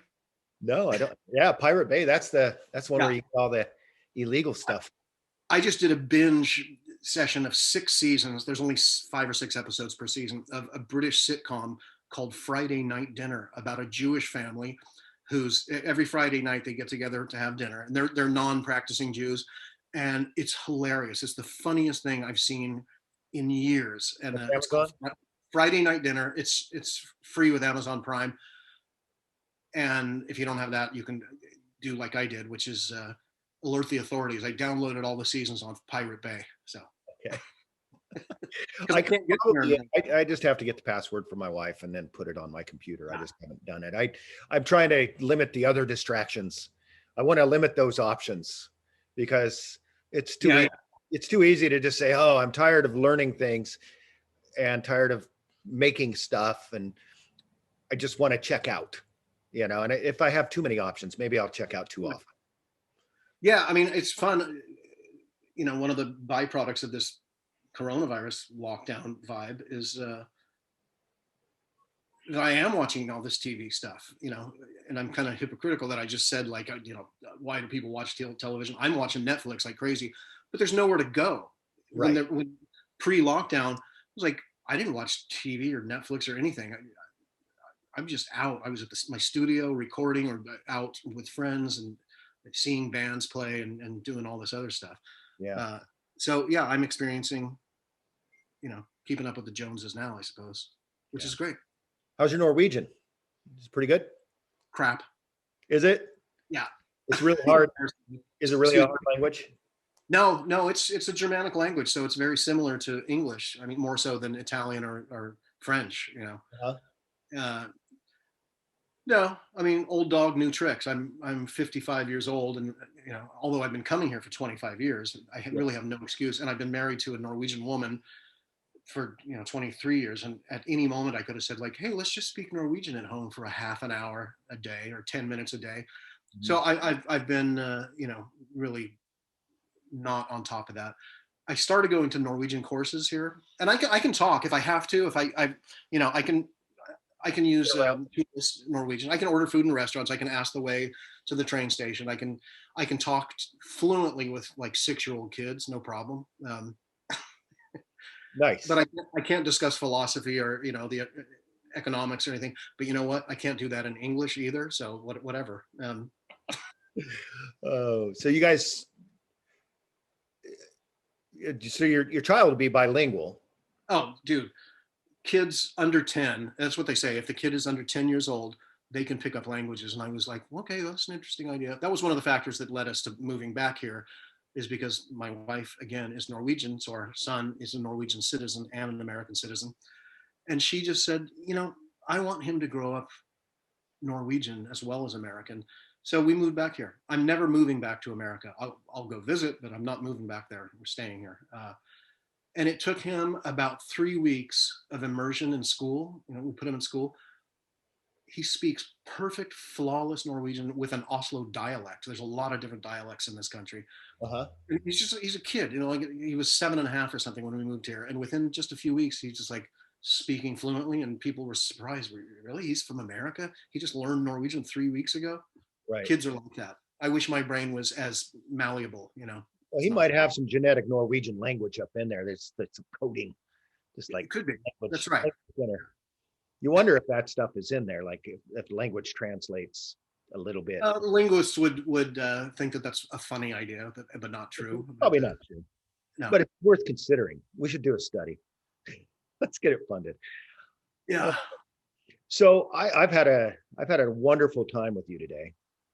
If there's anything you would want to tell the whole universe, yeah, just like, hey, universe, think about this. What would it be? I have no idea. I mean, to Americans, the universe is so, multifaceted. Here, it's completely different. Here, it's tranquil, man. There's none of this proud boy nonsense. There's not. I don't know. Patriotism. Patriotism here is people are proud to be Norwegians. They love being Norwegian. Sure. Rightly so. But this patriot nonsense, they're not like, we're better than everybody else. They're like, we're the same as everybody else, and plus Europeans are a little bit skittish of patriotism because, what is it, 65 years ago, 75 years ago, it's like, that didn't go very well. It tends to push you in the wrong direction, doesn't it? Right. And America is going in the wrong direction right now. And I have conservative friends who I really like them as people, and they're super nice and helpful, good people. Yeah. They're just like skewed. It's like, seriously, you I don't know. I don't really get it. You're living in it. I'm just watching it objectively from afar, but it has stressed me out so much. Not the lockdown. Like I said, I don't care. I moved my studio gear into my house. I'm working from home. I'm cool. And plus it's just wonderful to go for walks around here in Norway.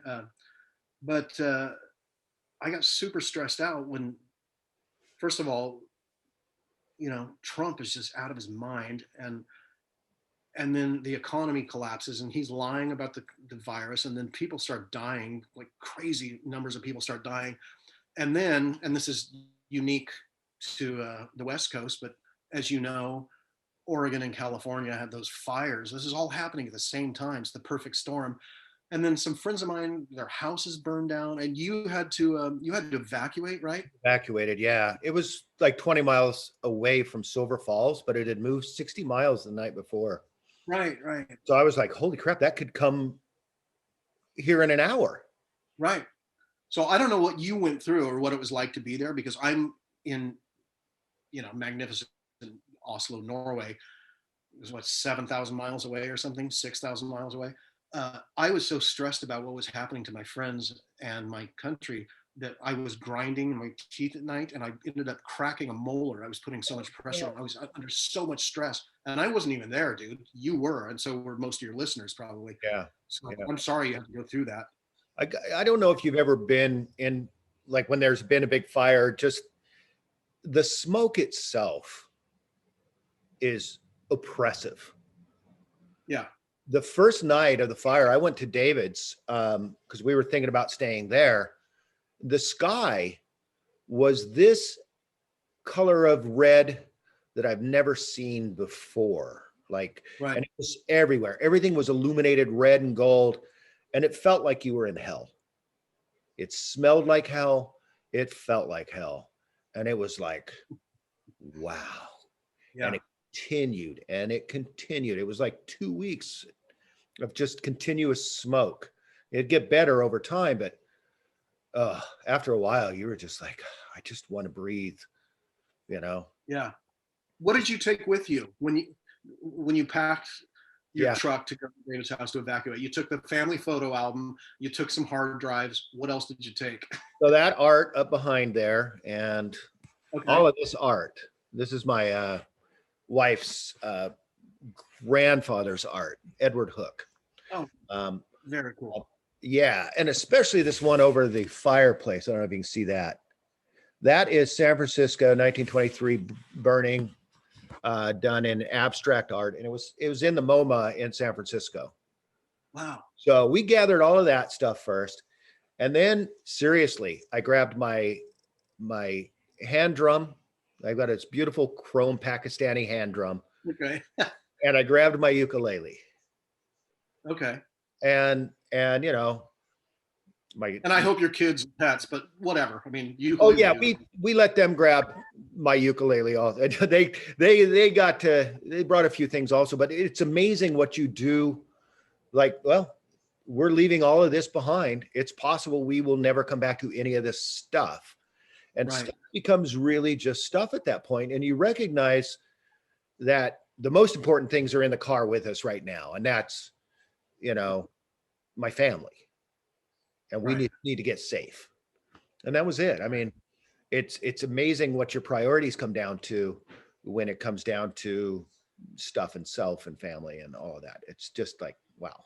Yeah. I've never been through that. You know, growing up in California, we didn't have any disasters with forewarning, like a fire or like a hurricane that is anticipated to land at 2 o'clock in the Earthquake. afternoon tomorrow. It was earthquakes. And Yeah. I was in the Northridge quake. I was living in the San Fernando Valley in '94 when the Northridge quake happened, and my building came off of its foundations and everything. I just recently watched a videotape, an old high 8 videotape I had of my apartment, and it was, you know, the refrigerator was down the hall. It had just like moved down the hall, just with an open door, spewing eggs and milk all along the way, and books. It was hard to walk through the house because it was just. So that stuff happens with no warning. So it's just like that turns into a salvage operation. Okay, what can I save out of here that's not drenched in, you know, crap? Right. But I wonder what would happen if we were forewarned of a disaster that's coming here. Like, what would I take? How would I carry it? You know, I Mhm. don't know what I would take. I should probably make a list in case Oslo is ever under siege by, Yeah. you know, We have aliens. a fireproof bag with all of our documents in it because you never know. I mean, that's the Right, one thing you're definitely going to need. You start talking to right. insurance companies or whatever. And our art and a few personal, everybody just brought a couple personal belongings, you know? Yeah, it was crazy. I tried to do a show that week. I had a pretty well booked week that week. You went to Peter Holmstrom's house, yeah? I did about a month later. So I did a show with Peter that night, Okay. but we're in a 1,000 square foot small house. I'm in the bedroom away from everybody else, but they're watching that Hamilton, and so they're loud. My daughter sings all the songs, so they're all just like singing along Hamilton. And I have these noise canceling headphones, and I'm thinking it's going to be all right because it'll cancel that out and it'll do it. But what it ended up doing was kind of just cutting out, cutting out, cutting out. And we had a really good conversation, but it was completely unairable. Okay. Yeah, I couldn't air it. So we booked again at his house, and that was great. I was pretty nervous, and I talked way too much, I think. Are you friends with Peter? I love Peter. I don't know that Well, why we're, were you nervous? because he's really smart, and he's also a person of few words, so he's hard to get moving Yeah, and let him keep talking. I can Uh, see that. well, it more face to face, but when we were on the phone, because the first one was over the phone, I don't know. I felt like I was more open. He's just he's a very reserved person. So when I'm interviewing somebody that's more reserved, I tend to have to try to work harder. Right. And I don't know. Have you interviewed Courtney yet? I have not interviewed Courtney yet. I'm planning on it Yeah. at some point. Courtney and we don't know each other that well. I mean, I drove him home one night from a bar in Manzanita, and we've chatted here and there, but we Yeah. never hung out. Like Zia and I are tight. Yeah. Zia's my homegirl. I mean, she comes out here and we hang out. And Peter, I've met him because he's tight with Zia. I've met him a few times, and we've hung out a few times at his birthday party or at Zia's birthday party or whatever. And I've just really enjoyed him personally. Him, like, Yeah. not even his music's amazing and the way he's creative and such, but just him personally, he's just a really kind and amazing human being and Yeah. well put together. And he seems to be like this solid person that the rest of the band kind of always has this anchor that no matter where any of them are in their psyche, Peter's always that ground. Yeah, I observed the same thing. You know, I have hung out with them plenty of times.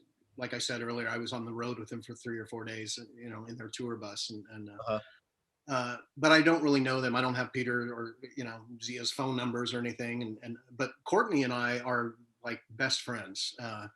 In fact, I'm helping to book a festival, which is tentatively going to happen if the lockdown lightens up in Yeah. June here in Oslo, with a bunch of cool bands. Wilco is playing, the Church from Australia and stuff. But Dandies are playing, and Courtney and his wife and kid, who's the same age as my kid, and they're good friends.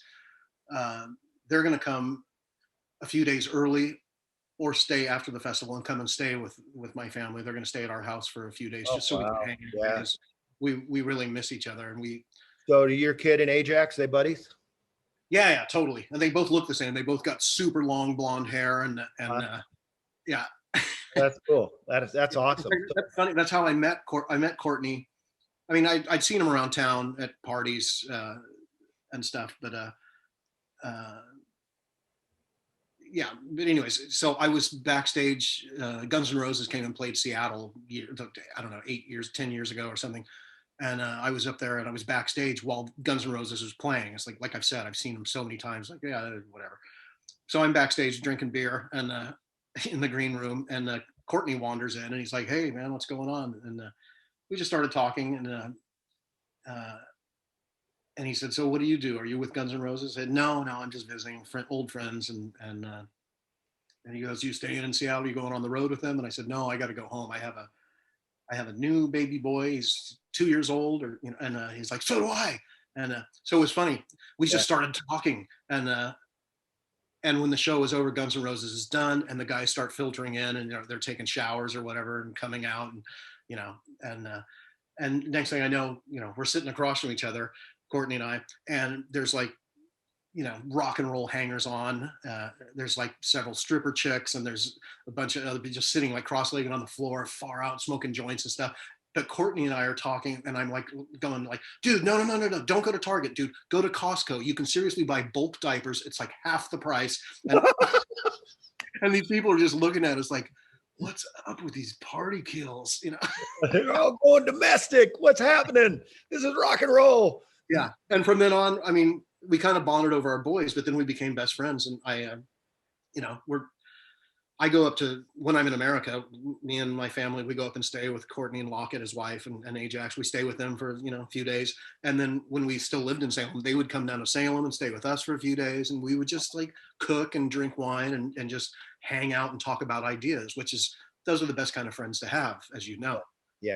Uh, That sounds so I'm wonderful. looking forward to them coming and staying with us again, because we really all get along so well. Yeah. Well, I've just been a little nervous to reach out to Courtney. Um, of all of them, he seems to be the one who's kind of like the most rock starish, I guess. A little less approachable. Well, I mean, that's not a result of being a rock star. There are people who are like that, which they're called artists, and you've met plenty Yeah. of artists.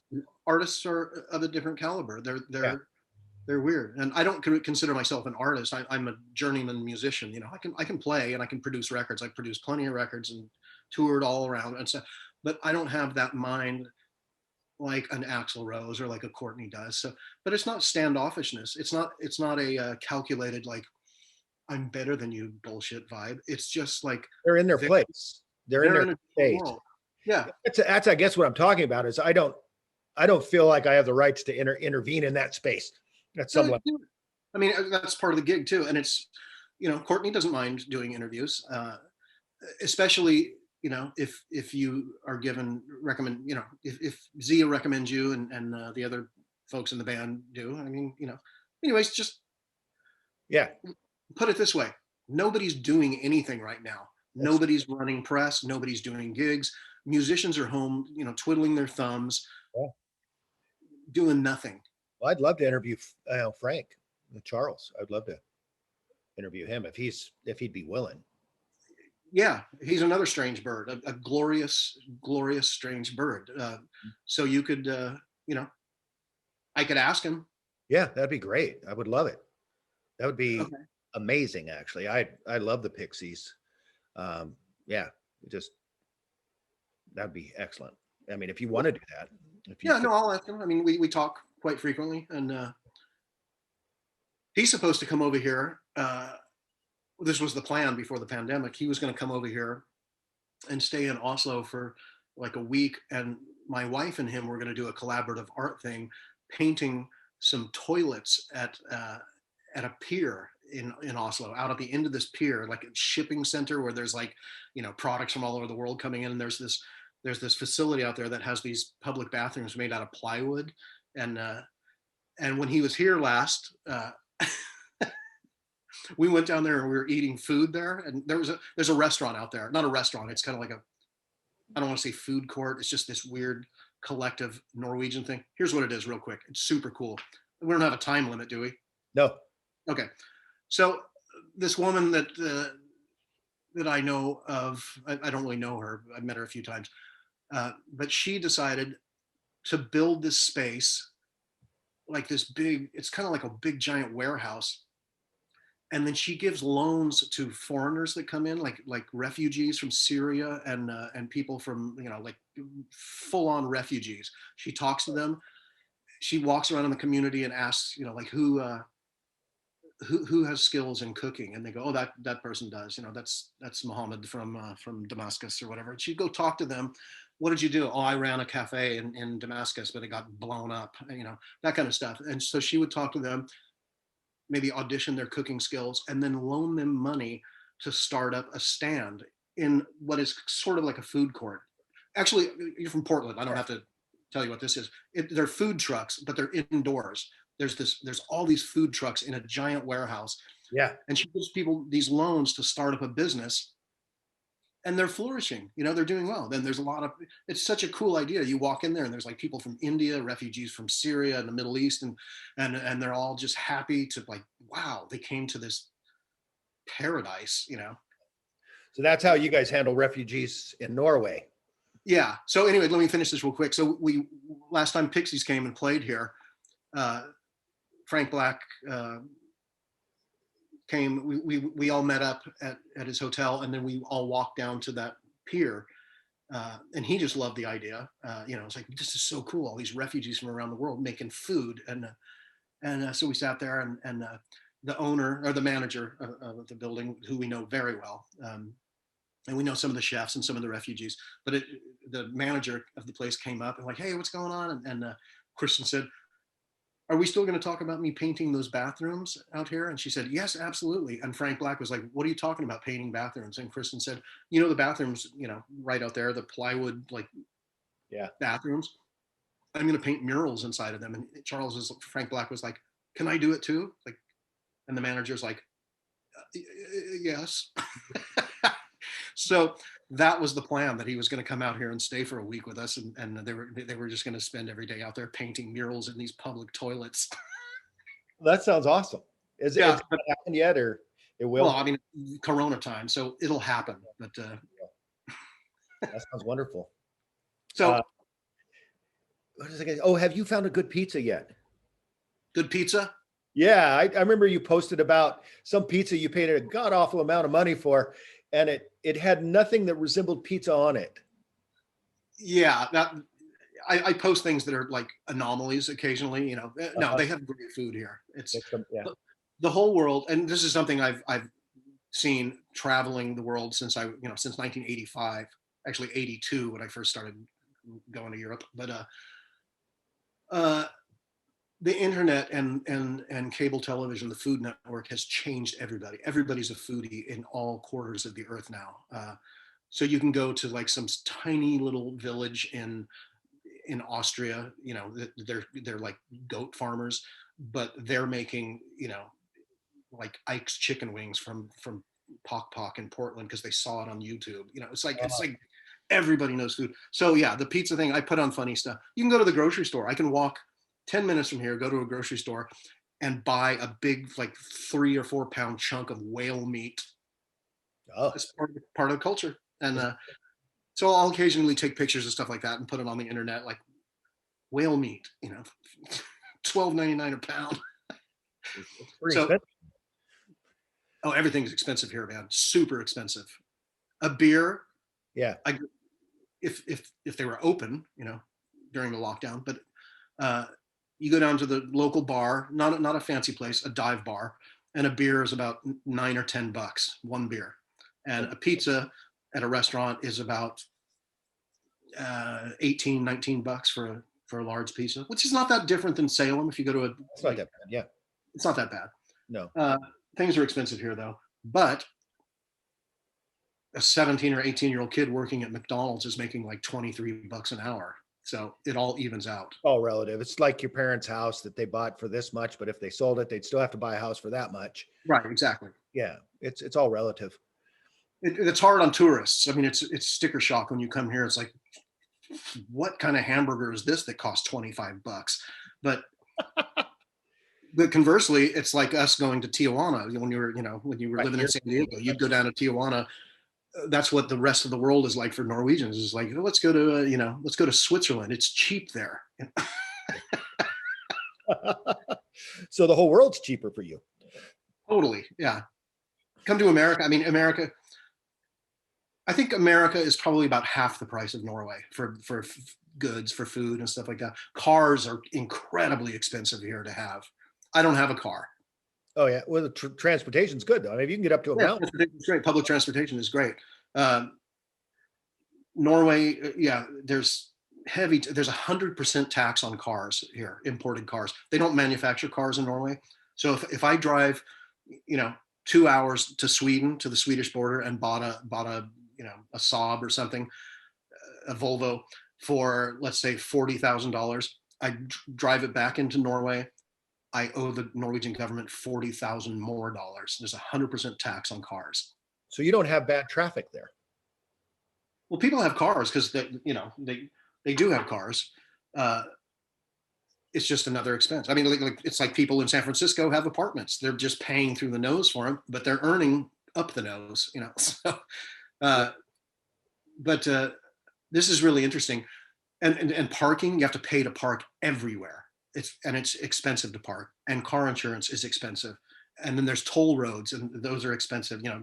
Anytime you come in and out of the city center, there's a toll, but not for electric cars. There's no import tax. There's no, you get free parking wherever you want in the city, all this kind of stuff. The government is doing this on purpose. That's smart to phase out cars. And their goal is I think it's 4 years from now, there will be no gasoline powered cars in the entire country. And it's happening. I can see it all the time. Tesla, this is the #1 market in the world for Tesla. Yeah. They're everywhere. Everybody has a Tesla because it's comparatively cheap. It cost you $80,000 for a $40,000 gas car. Cost you $80,000 straight up for a Tesla. It's a no-brainer. Right. And free parking and no tolls and no tax and no nothing and no emissions tests, which according to EU regulations, which Norway is not part of, but they adhere to EU regulations. You don't need, well, we have it in America too. You don't need to get a smog test ever because there's no smog in an electric car. So there's all these savings. And yeah, looks like you got breakfast ready or something. No, I just thinking at my wife. What? Yeah. Oh, shit's going down in DC, apparently. Oh, the Proud Boys throwing tantrums, whatever. Yeah. They've completely taken over the capital. They've taken over the Capitol. I'm talking. This is where we're moving. We're moving to Northern. Wait. What? So apparently Proud Boys have taken over the Capitol. What does that mean? Do they storm the fences and Yeah, and they storm the fences. They shut it down. And they shut it down. The police have shut it down. The police have done shit. That's because they're on the same They side. evacuated. I wouldn't say that. I don't think the cops are. That was me being a shithead. Yeah, I would not want to be a cop right now. Hell no. Did you see that footage, which was awesome? Footage of bicycle cops with mace, like totally messing up a whole contingent of Proud Boys. There's like 50 or 60 Proud Boys and like 5 bicycle cops with cans of mace. And they spray it, and the Proud Boys are running away crying and everything. I never saw that.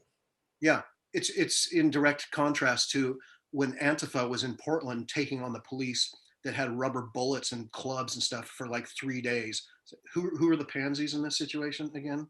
Yeah. Yeah. Yeah, no kidding. I don't know if pansies is a word you can use anymore. It doesn't. I don't know what it is. It's yeah, I like pansies. They're a pretty flower. That's right. Let's not like juxtapose those two together. Yeah, I don't know. It's a sad thing. What's that? It's on the Senate floor. So they're on the Senate floor? They're in the offices. They're in the offices. They're on the Senate floor. The Proud Boys or just random jackoffs. The Trump supporters. It's the Trump supporters. And I don't know what they're all Proud Boys or what, but I don't know. It's crazy. Office. Wow. Well, there's going to be some military action, and I guess you had a right to feel a little nervous about this situation. I'm glad. What I'm afraid of is a crystal knock kind of situation where you said, you'll be fine if you stay in your home. But if they go out looking for trouble and they're like, where the liberals live, I don't know how you would target that. I mean, well, I'm not an unknown entity around here. There are people who know that I'm a liberal and hate me for it. Right. And they live just over there and over there, and I imagine they probably got affiliations with other dumbasses. And all it takes is, You know what? These people are Cro-Magnon. I think all that would happen, and this is not going to happen. There's not going to be a crystal knock. There's not going to be anything. But if someone did come and knock on your door and be like, hey, liberal, you could be like, dude, what about this Biden guy stealing the election? That's screwed up, man. And they would go like, yeah, oh, yeah, it is. All right. You're one of us. All right. Allah Akbar, right? That's my Allah Akbar move. Inshallah. Inshallah, brother. Inshallah. Allah Akbar. Yeah. Or yeah, Trump rocks. Yeah. That'll save my life. I could eat those words. Oh, yeah. It's really sad that it's gotten so childish. Well, it's what's that? There is someone to blame for this, and I hope he rots in prison. I hope that the Democrats just go like, okay, enough is enough. And I know Biden has said that like he doesn't think it's a decent thing to do to be behind prosecution of a former president, but I hope he changes his tune. And I hope, I don't know who his attorney general is. Yeah, I do. It's Merrick, right? Merrick. Mm-hmm. I hope that they go after Trump because he is ruining this country. Or that country. I kind of feel like this is all karma for not following justice during the Bush years. During the what years? The Bush years. Knowing that was a full-on, out-and-out illegal war that was sold to us on a false premise. Yeah. Well, I mean, what's new? That's a war crime. And we cannot be a justified nation in doing the things that we always said we were doing before, helping people across the world, propping up democracies when we are acting this way. It's just out. Oh, no, America's reputation is shot. And I live outside of America, and it's weird to be objective about the beast. When you live there, you're subjective to it, and there are media channels that you listen to, whatever side of the fence you're on, but you're being inundated with information which may or may not be true information. But the lamestream media of the rest of the world is actually accurate. Al Jazeera is actually good reporting and factual stuff. They don't put a lot of spin, if any, that I can discern on anything, nor does BBC, nor does NRK, the Norwegian, broadcasting, government, right. BBC equivalent. And so when you're here, America starts to be this thing that you can look at objectively as this kind of like a baby Huey that's like, wow, that's got a lot of muscle and very little brains, and it's just kind of running around smashing, Hulk smash. It's like, wow. And so America used to be respected, and that's cyclical too. As I told you, I've been traveling for 30 around the world for 30 whatever years, 35 years, and it is cyclical depending on what America's current policies are. Like in England, in the mid 80s, it was cool to be American because NWA and Public Enemy and all that. And this is just music culture, but also all this other cultural stuff is happening too. And movies are starting to get weird, like what's happening? like Quincy. Scorsese making After Hours. There's all this weird twist in art. Pixies are coming out in '88 or whatever. So the late '80s, mid '80s to late '80s, America was respected, and this is just on a cultural level, and even on a political level, it was still respectable, if even if you disagreed with policy.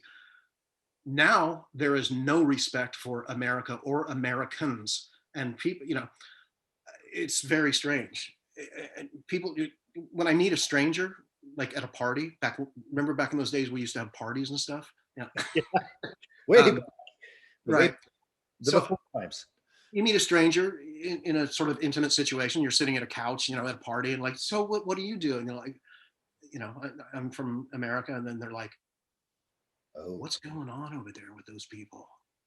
Seriously, that's the first question. It's like, oh, can you explain to me the insanity? Yeah. I get this every time when I talk to anybody overseas, I get that. It's, what's going on with you guys? Exactly that question. Right. What's happening? And I try to keep as an objective a view of it as possible, try to understand it. And I've had, especially when it comes to the Trump supporter, I have like bashed my brain just trying to figure out what it is. And I haven't really come up with much of anything other than the fact that he's tapped into some archetypes of people in America that I don't understand. I mean, it's No, because you're not one of them, and I'm not one of them either. I am friends, as I said before, with several of them, and I understand most of my conservative friends are what I call gun nuts. They say they're like, yeah, it's a big one. constitutional, patriots or whatever. But you can see it reflected in all of the imagery and the pageantry that these Trump supporters have. They have flags with the stars and stripes and Donald Trump's face, and they also, and I keep on thinking about this every time I see these protests. It's like, who are these little fuck faces running around with these stupid flak jackets on, like they're in Nam, and they've got, their guns, they're open carrying, and they're like, they have no idea what they're doing. They're just running on adrenaline and stupidity. Yeah. They are authoritarians. They respond, who knows what happened? Maybe their dad spanked them with a belt a bunch of times but also gave them a hug afterwards. Who knows why they respond to a guy with a mediocre intellect who just yells at other people and calls them lazy Ted or whatever. He's just like, he's a dick. And they respond to that. Somehow they're just like, yeah. Hey, we got a dick. We got a dick in office. I'm a dick. He's a dick. We're all dicks. This is good. I love it. It's puzzling to me, but I long ago stopped bashing my head trying to figure out what's wrong. I'm just like, oh, I know what's wrong. They're just cut from a different cloth, and you can't really, I know the star-bellied Sneetches, Dr. Seuss story was supposed to be, I would imagine a metaphor for anti-Semitism. The stars and all Ours that. on ours. Yeah. But it really is. They're just cut from that different cloth. It's like, and they're not stupid. I know some intellectuals. I actually know like college professors who are super right wing and they love Donald Trump. And that's what I can't figure out, how they can't process and see the bigger picture and go, is this a good thing? They're just going purely by who knows. Right. Well, if your number one thing is abortion, he's your guy. Yeah. And I've had that argument with other people. I had it with some family members too. But I've had that argument with other people. That's the main wedge issue that the right and the left do not agree on. There is no fucking way that the right is going to ever make that wedge issue disappear by overturning Roe v. Wade. They're not going to do it because then there's no wedge issue. They're not going to do it. They've had opportunity to do it in the past. They've had congressional majorities. They've controlled all of American politics. And I know the politicians don't do that. I know it's a Supreme Court thing, but when they have the machinations when they have all the ducks in a row, it'd be very easy to force a case to get to the Supreme Court during that window of opportunity. And they don't do it. And they're never going to do it because I know people who vote solely, they go, yeah, I don't agree with Trump's policies. And I know he's probably bad for America. look at the economy, they'll say, and I'll say, the economy, first of all, the president has no sway over the economy. He might instill a little bit of faith in people, but not to that extent. And this is actually a result of Obama's stimulus package back in 2008 and 9. That's when the upward trajectory started, and Trump didn't stop it. To give him credit, he didn't fuck up everything, only most things. But you can't have a conversation like that with these Trump people. I'm a little off topic here. What was I saying? So Economically. but before that, anyways. So yeah, they respond to brutalism. Yeah, and it's It's the same reason Bolsonaro is president of Brazil. People voted for him. It's not the same reason Putin is in office, because he just, he appoints himself dictator. But this is an age-old, whatever pattern that happens. Certain people respond. I mean, there have been scientific studies about this, about regions of the brain that are different in conservatives than in liberals, and the fight or flight mechanism, and and response to uncomfortable situations, like, really interesting stuff done by universities, like 5-year studies. If you put conservatives and liberals in a movie with questionnaire cards, and you just show images like a spider crawling on a girl's face, or a glass of milk that they pour motor oil into, and all this kind of stuff, liberals don't respond to that.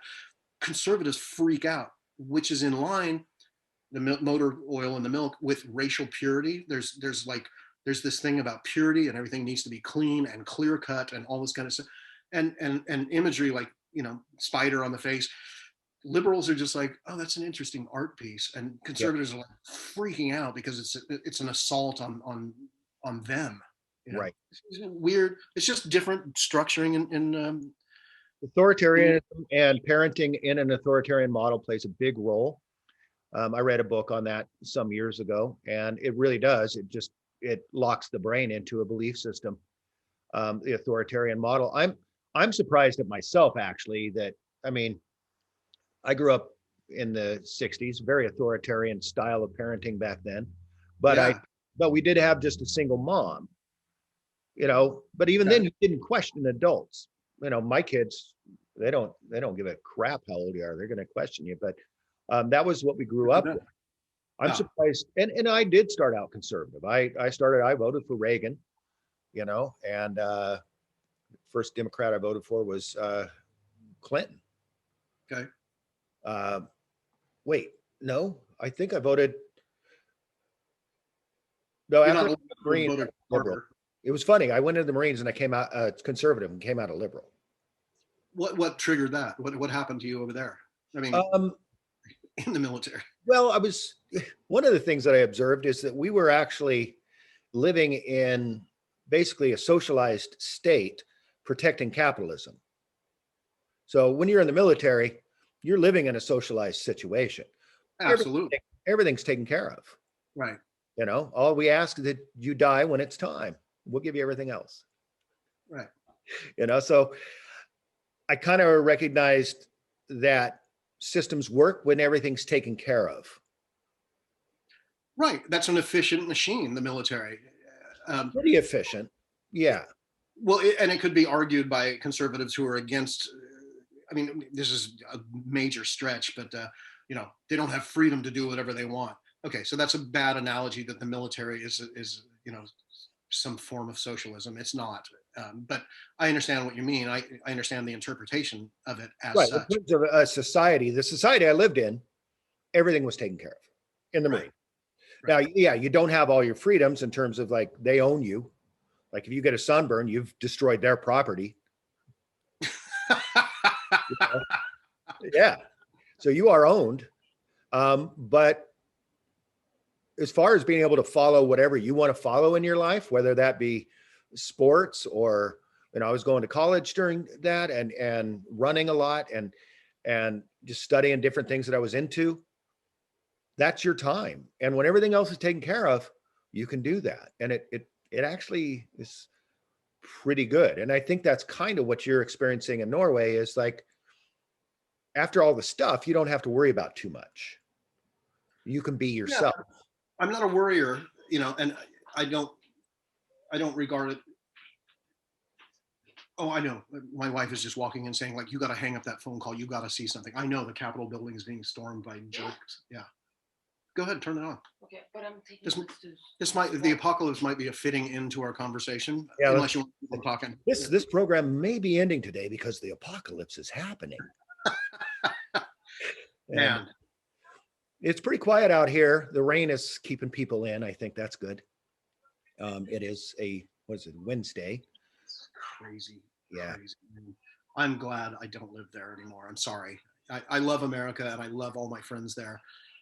But God, what a mess. Yeah. It'll get better. Oh, Yeah. it always will. It always does. It has to. I mean, this is a bump, and the sad thing about this is there's going to be another generation of people who think that this whole hyper patriotism thing is the best, and they're going to raise their kids to do the same thing, and we're just going to keep having these people. Yeah, I don't know about that. I go to Germany a lot, and I've asked Germans, and it's been interesting to see their responses. And back in the 80s, when I'd asked Germans about what, tell me, what was your grandpa or your dad doing during the war, and they would be visibly like shaken, like I don't want to talk about it. But slowly, and it took 35, 40 years, 50 years for the schools to start introducing education to young people and to acknowledge what the Nazis did and the German people did. Now, when I'm in Germany and I'll ask someone my age, like what do you feel about the war? And they're just like, wow, man, what a crazy period. I don't know what my countrymen were thinking. It was just like horrible. And that's it. My grandfather was in the SS, and it's just like, wow, am I of that same bloodline? So now they have come to terms with it. They have for years, for a couple generations at least. Sure. And the same thing will happen in America. I hope you're wrong, man. I hope that this patriotism streak does not continue into another generation. Who knows what's going to happen tonight? This Capitol building Kristallnacht is people are going to get shot, man. National Guard's going to come in and kill Proud Boys. They're going to do that. You can't invade the Capitol building. People are going to get their heads busted open, and we'll see what happens. Yeah, it's really sad.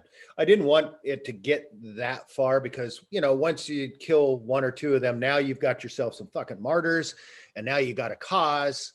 Let's do it Right. for fun, man. Hatfields and McCoys for the next 5 years, whatever. Whatever. I'm speechless. I am too. I'm really sad. I'm really sad for what, I mean, we could be so great. This could be the greatest nation on earth. Well, it sure was for, ostensibly for the last 65 years or something. It was, or at least tried to be. It had a lot of transgressions along the way, like the Vietnam War and the Korean War and a bunch of other shit. But the ingenuity of Americans and the steps we made in allowing women to have positions of power and Black people, minorities to have positions of power, like really, that democratic experiment was very successful for a while. But now the test tubes have been contaminated, and that science experiment is kind of going off the rails, which is fucked up. Well, the thing is we need to figure out a way of understanding truth and disseminating truth in a way that people get. And I think we need a long discussion about what is an opinion and what is fact, and how do you differentiate between the two. Your opinion can be built upon fact, and then it's a valid opinion. That's not going to happen. Yeah. Well, and it's hard to know. Sourcing becomes a challenge. So you have to say, okay, this is a valid source, or has been for a long time. What are the methods that they use to get to the truth? And then you have to say to yourself, I don't know that that's exactly the truth. So you have to look for another source. And you have to look source any information you're getting. you can be epistemological or ontological and try and figure out what is truth, what is the meaning of truth, and you can read Nietzsche and try and figure out what morals are. Are they constructs of the society you live in, and all this other. The human mind is a piece of silly putty that anybody who has their fingers in there can shape. And you can see this. And I mean, you grew up in Utah, right? So if you grew up in Salt Lake City in a Mormon family, you're going to believe that for the rest of your life, and you'll fight for that. If you grow up in whatever in Iran, you're going to be a Shiite or a Sunni, or you're going to be whatever, and you're going to have your fucking belief system, and you'll kill other people because they have a different belief system. And this is part of being human. I don't know why it is. I don't understand what the biological or evolutionary imperative is in that sort of thinking, but it seems counterintuitive. But if you grow up as a Proud Boy with that mentality, you're not going to change them. There's no discourse that can change people's opinions. Muslims blow up shit, firebomb cars, blowing up people, drive cars into crowds.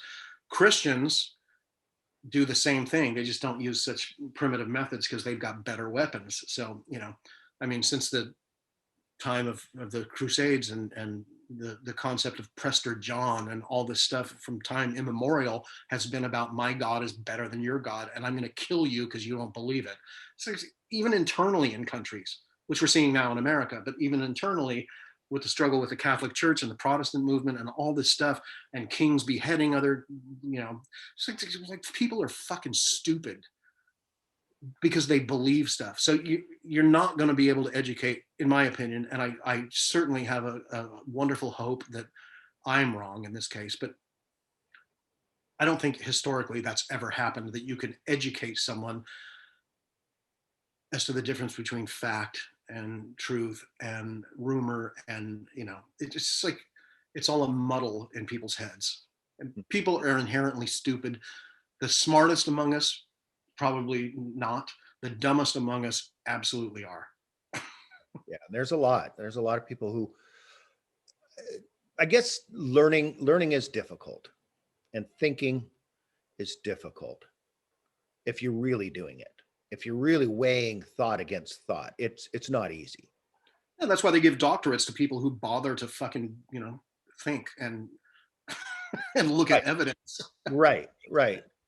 So it's just, yeah, it's not easy to get to the truth. And we all have our own truth, whether they call that apronia, or, we all have our own truths. And or as the Bush spokespeople would say, alternative facts. yeah, well, the idea about that is, Trump. Yeah. we all have, basically what that is we all have these glasses that throw a perspective on the world that is our truth. Excuse me, what did you say again? That's right. Yeah. That's exactly right. We have our perspective. And the hard thing is if you're going from a book that is your book and you want to try to look at the world differently, you have to step out of your book. It's difficult.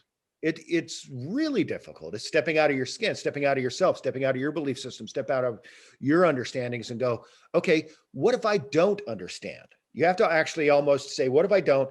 Let me understand this other thing. Right. I think that can apply to artistry as well. And I often, I think about that when I'm producing a record or writing a record, doing something I've constructed. Of course, I think it's a masterpiece when it's done, and I can sit back and admire it and go like, it's great. And the reason I think it's great is because I thought of it, and I wouldn't have wasted all this time if I didn't think it was great. Right. Right. So that's kind of like this same thought process that you're talking about. It's like, well, I believe it, therefore it's believable. Mm-hmm. Mm-hmm. I don't know what the genesis is, the chicken and egg situation of people who have a vested belief in bullshit, but it's all around us, and it's happening at the Capitol building right now. Yeah. Vested. They are completely vested at this point. Right. And somebody's going to lose their life. There's going to be a few. And that's too bad. It's too bad. Yeah. These fuck faces were at that Georgia rally yesterday, and one of the guys got up and said, I want you to do 3 actions. And he only named 2 because he's a moron. But I want you to do 3 actions. I want you to turn to the person, a stranger next to you, and give them a big hug. This I is going to love be a that. super We're a spreader super event. spreader event. Really, dude? Yeah. Really? And he was yelling it up on the stage. We're super spreaders. You know what? Attrition. Let's just let it happen. You know, I that's my first ha-ha juvenile response, as yours is apparently. That's what I thought of immediately. But then And think then of the it's collateral. somebody's Think kid. think of the collateral damage, because those people work with sensible people. And my wife is a nurse and works at a facility where there's a lot of elderly people in the last throes of their lives. And Right. and tomorrow, in fact, she's going into work early because she's going to spend the entire day vaccinating people with the corona vaccine, which is Oh, yeah. awesome that it's You here. guys got it. You guys got it. That's good. Yeah. So that's her gig tomorrow. But she has had to throw out families who just don't get it, like many Americans don't get it. So you've got like a 94-year-old woman, let's say, or 88-year-old man or whatever in the hospital, Yeah. and they're a little bit demented, and the relatives want to come in because this is probably their last Christmas. In fact, it's going to be their last Christmas. And they come in and they've got the hazmat suits on and the mask and everything. And they come in, and as soon as the nurse closes the door so they can have private family time, they just take everything off and give kisses to their Oh, old person. And those people have been caught on several occasions and banned. Like, you're sorry, you just ruined yeah. this situation. You're not coming back in here at all ever again. And the family's like, fuck you, you can't keep this Christmas. And, it's like, Uh, you know what? It's not just killing your own grandma. Your grandma, Everybody we else. wheel her out to the cafeteria, and she's gonna give it to somebody else's grandma, and fuck you. Yeah. And a lot of people don't get that, and especially these jackasses who are like, it's a super spreader event. Wow, you're stupid. You're dumb. You're How many of those people are going to go home and kill grandma? Yeah. Not even knowing it. Yeah, it's really sad. So what we think makes a big difference in how we act, and that's one of the reasons I do this show. I want people to understand that a lot of people think differently, and that's why I keep it varied and broad. I'm glad a lot of people think differently. If everything was homogenized, what a boring world this would be. We've been in places. I've been in, Korea. When I first went there, was very homogenized. Yeah. It's not now.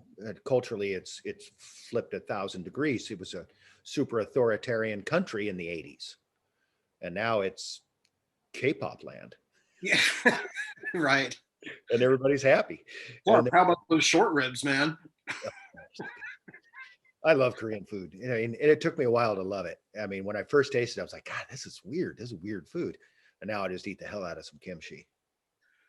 I grew up with it. My uncle, my mom's brother, Uncle Bryce, was in the Korean War, and he was in Seoul pretty much the duration of the war. I don't think he saw active battle, but and he brought home his bride, my Aunt Judy, who's Korean, and we'd go to their house like once every 2 or 3 weeks or something and have dinner. They lived in Milpitas. We lived in San Jose, so it's like a 20-minute drive. Yeah.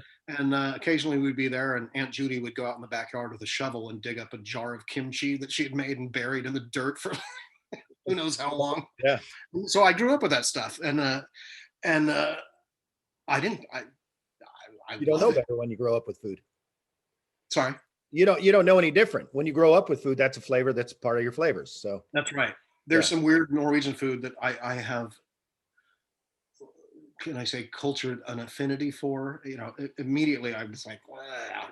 They have all sorts of weird stuff, especially around Christmas time. They have something called pinnekjøtt, which means like pin meat, which are sheep ribs.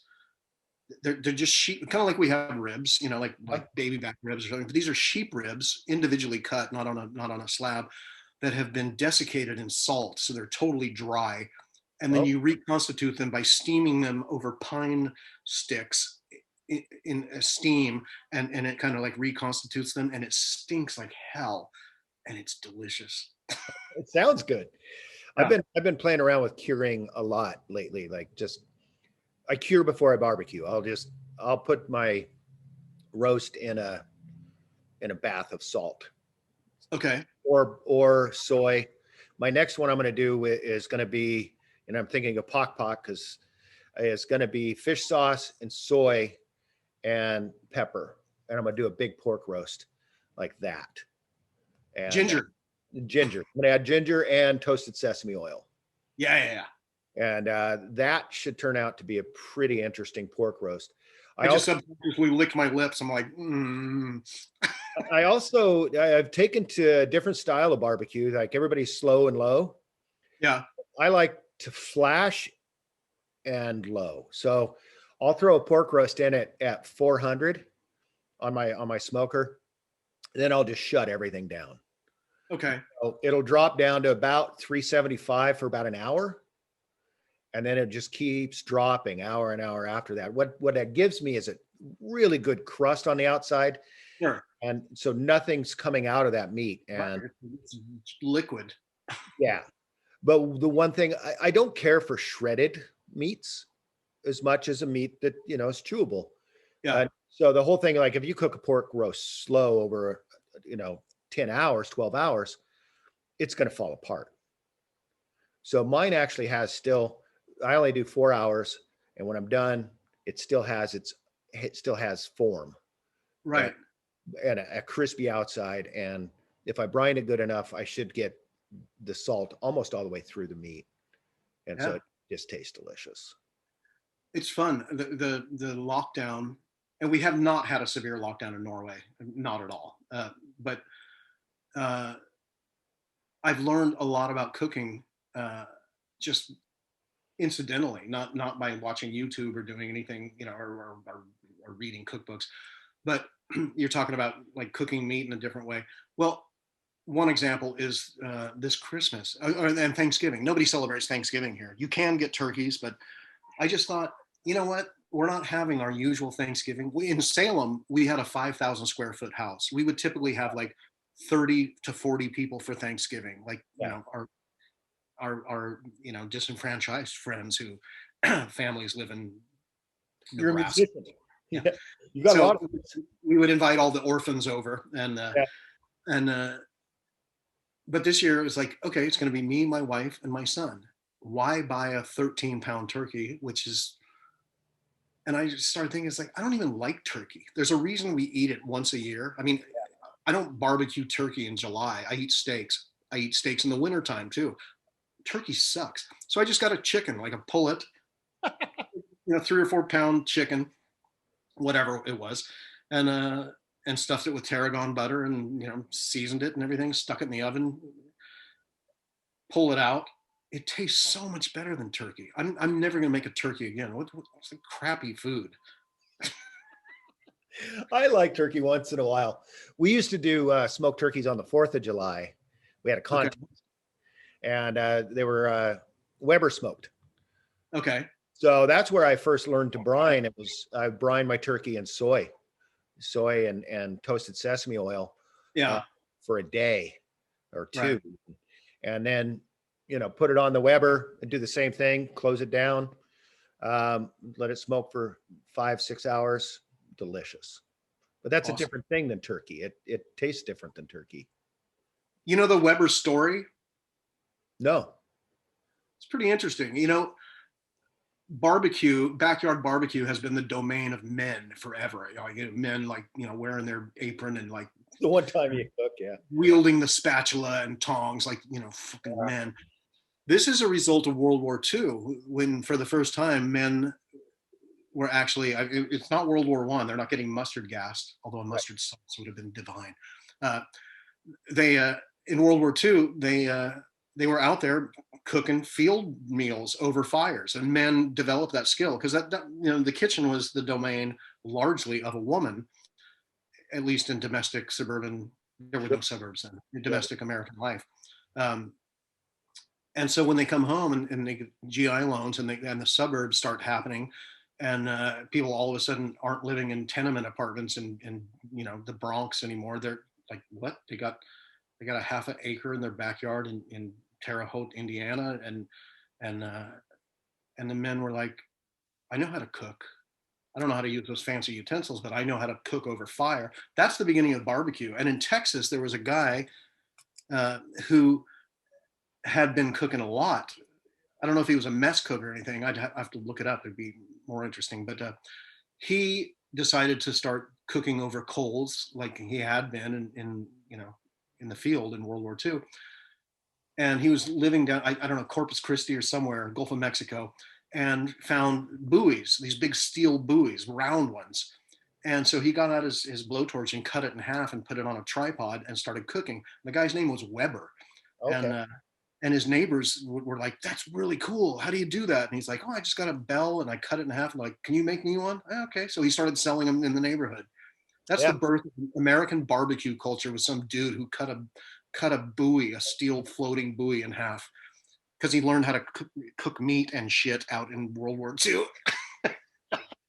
Well, that's So now, years later, I mean, you're ex-military, so you're less pathetic than I am. But years later, we're talking about like the particular techniques of like perfectly barbecuing some food. We owe it to a bunch of like hardened dudes from World War II. I just did the Great American Barbecue Show or whatever it was called, like blitzed all the way through it. What was really interesting is they did barbecue, the traditional this, that, and the other, but they also went to primitive, which would be like cavemen cooking, and antebellum, which would be during that time, Yeah. and then barbacoa, the mhm. islands. Barbacoa, from where was that? Cuba, I think, Cuba. Oh no, it's not Cuba. It's South America. Venezuela. Barbacoa is from, okay. I thought it was a Colombian discovery. Anyways, never mind. Yeah, it's a South American thing. It's probably ubiquitous throughout South America, but Venezuela is the ones that are known for putting it up on this like spit that's like a cross, and they just hang it over a fire, and the fire's down here, and they just kind of keep turning it or whatever. Right. Yeah, and then they slice it off the swords for you at the Brazil. It's Brazilian. Barbacoa. Okay. Cool. Yeah, barbacoa. If I think of the right, yeah, that's the one where they slice it off for you at the restaurant and off the skewers. I don't know. I know it's the etymology of the word barbecue. That's all I know. I don't know where it's from. So I just really enjoy watching that show. I don't know why. I love cooking, and it's what I do when if I don't know what to do, I cook. If I'm just like in a case where I don't know what to think about anything, I'll just start cooking. My kid is 9 years old, and he doesn't have a lot of playmates right now because of the lockdown, and he's I can't imagine what that's like to be a kid full of energy and you want to go out and you want to play tag and you want to do all this stuff, but you're confined to the house. Yeah. But he's been watching YouTube. We bought him a computer last Christmas, so he's had it a year now, and he watches, and this is so strange to me, he watches Minecraft. My granddaughter watches that all the time. People playing, plays it, talking about it. Yeah. So my son plays Minecraft, but then he spends, a lot of time, an inordinate amount of time, too much, I'm a bad parent, watching other people play Minecraft. Yeah. On YouTube. I'm like, what is that all about? Why are you watching other people do something? You're getting some kind of vicarious thrill from that. I'm like, what an idiot. And then I go turn on the food channel and watch people cooking food that I can't taste, I can't smell. It's awesome. It's true. It's the same thing, Yeah. David Choi has a really good one, Ugly Delicious. And what I really love about it is he goes into the cultural understandings behind the food, and even some of the cultural clashes, like in Louisiana, the Vietnamese went down there, when as refugees. There was a lot of them, and they ended up in Louisiana, and they became, fishermen and stuff. And they started changing the boil, they started adding some of their own stuff to the boil. Oh, instead of like Cajun spices, they started adding lemongrass or whatever. Yeah, lemongrass and some other stuff, and they started making their own thing, and and then they also kind of started making their own chicken instead of hot chicken and some other things. So there's just these weird juxtapositions of cultures hitting with other cultures. So now you can get a crawdad, a Vietnamese style crawdad boil in Louisiana. Oh, cool. Yeah. Yeah. It's wild. I just love the whole way the world's connecting in that way. And I think that's what's scaring the people who, Well, I mean, yeah, conservatives decry globalism all the time. It's like, yeah. why? I'll tell you something really quick. I when I first came to Norway, it was really kind of like not super sophisticated.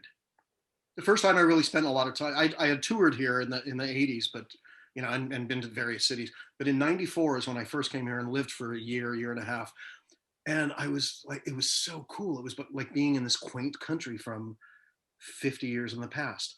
They didn't have any of the stuff. They knew about Italian food. There were a couple of pizza places around, but like Vietnamese food, they didn't know any, they had no awareness of any of this stuff. You go to the grocery store, it was ill stocked. The fruits and vegetable section. One time I was in Sweden and a friend of mine said, "Oh, there's a grocery store. We got to pull over. I got to show you something." And I was like, "What?" And this is like 1989. And he pulls over to this grocery store and he's super excited. We get out of the car and we walk in to the fruit and vegetable section, which is about like 12 feet by 12 feet, at a major store in They don't have much in the way of fresh. No, and he walks over and he points at this bin of fruit. And I look at it and I was like, "What about it?" And he goes, "Look." And I was like, "Yeah, kiwi fruit." And he goes, "You've heard of it?" Nice. So anyways, Norway was really, I mean, there was just no awareness. This is pre-internet, as we were talking about before, and pre-Food Network and pre-cable TV. Yeah. There were 2 or 3 channels here, mostly cultural programming. Nobody had any idea. They might have seen like bacalao when they went down to Spain for a holiday and tried to make it because they got cod here, they can make bacalao, but there really wasn't much going on here, food-wise. And so everything has changed now. So a few years ago, when I came back to visit, before I moved back here, I came to visit and I bumped into an old friend of mine from all those years ago. And he said, "Yeah, you're back, having a good time." And I said, "Yeah, but I'm kind of disappointed because now you can walk into the corner store and they have like, all this sophisticated food. They've got pastrami sandwiches. They got, it just feels like everywhere else, Yeah. they got all the stuff. You can buy Parmesan Reggiano, and they got buffalo mozzarella at the local corner store. It's like, it's so sophisticated now. I kind of liked it better before when it was just an adventure. It was so cool back then. You remember how it was? And he looked at me and he said, "So you would have preferred that the Norwegian people remain peasants for your fucking entertainment?" And I was like, "Okay, touche, you got me there, man." Yeah. We do tend to get a little, yeah, we like the past, it's tough to see. We're conservatives a Certain little bit. We like the past. Yeah. It's tough to see certain things go, It We've is. seen a lot of old theaters go and things like that. It's just been sad. It is. Well, what blows my And this mind- is a topic, by the way, when you talk to Courtney from the Dandy Warhols, talk to him about that because he's really opinionated about that. He has that bar, Old Portland, Yeah. and he has salvaged all these remnants from old Portland establishments like Satyricon and all these. He's got the marquee from Satyricon in his bar. So he's yeah. So this. Trace stole that for him. Oh, you know who did it? I think Trace Shannon snagged it.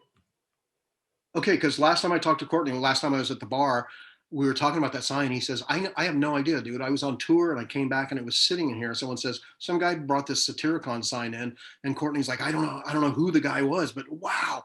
So you can tell him. I don't know. That might be just a rumor. It might be just a rumor that it's Trace Shannon. But there's a disclaimer that you don't want to name one of your friends as a thief. What's going on here? No. Yeah, if Trey brought it, he would have had a connection to it. Yeah. Because it's anyway, that's the topic. Right next to Voodoo Donuts is where it was, right? What was Satyricon? Yeah, it was right next to. It was across Burnside. It was on the other side. Yeah. Oh yeah, yeah.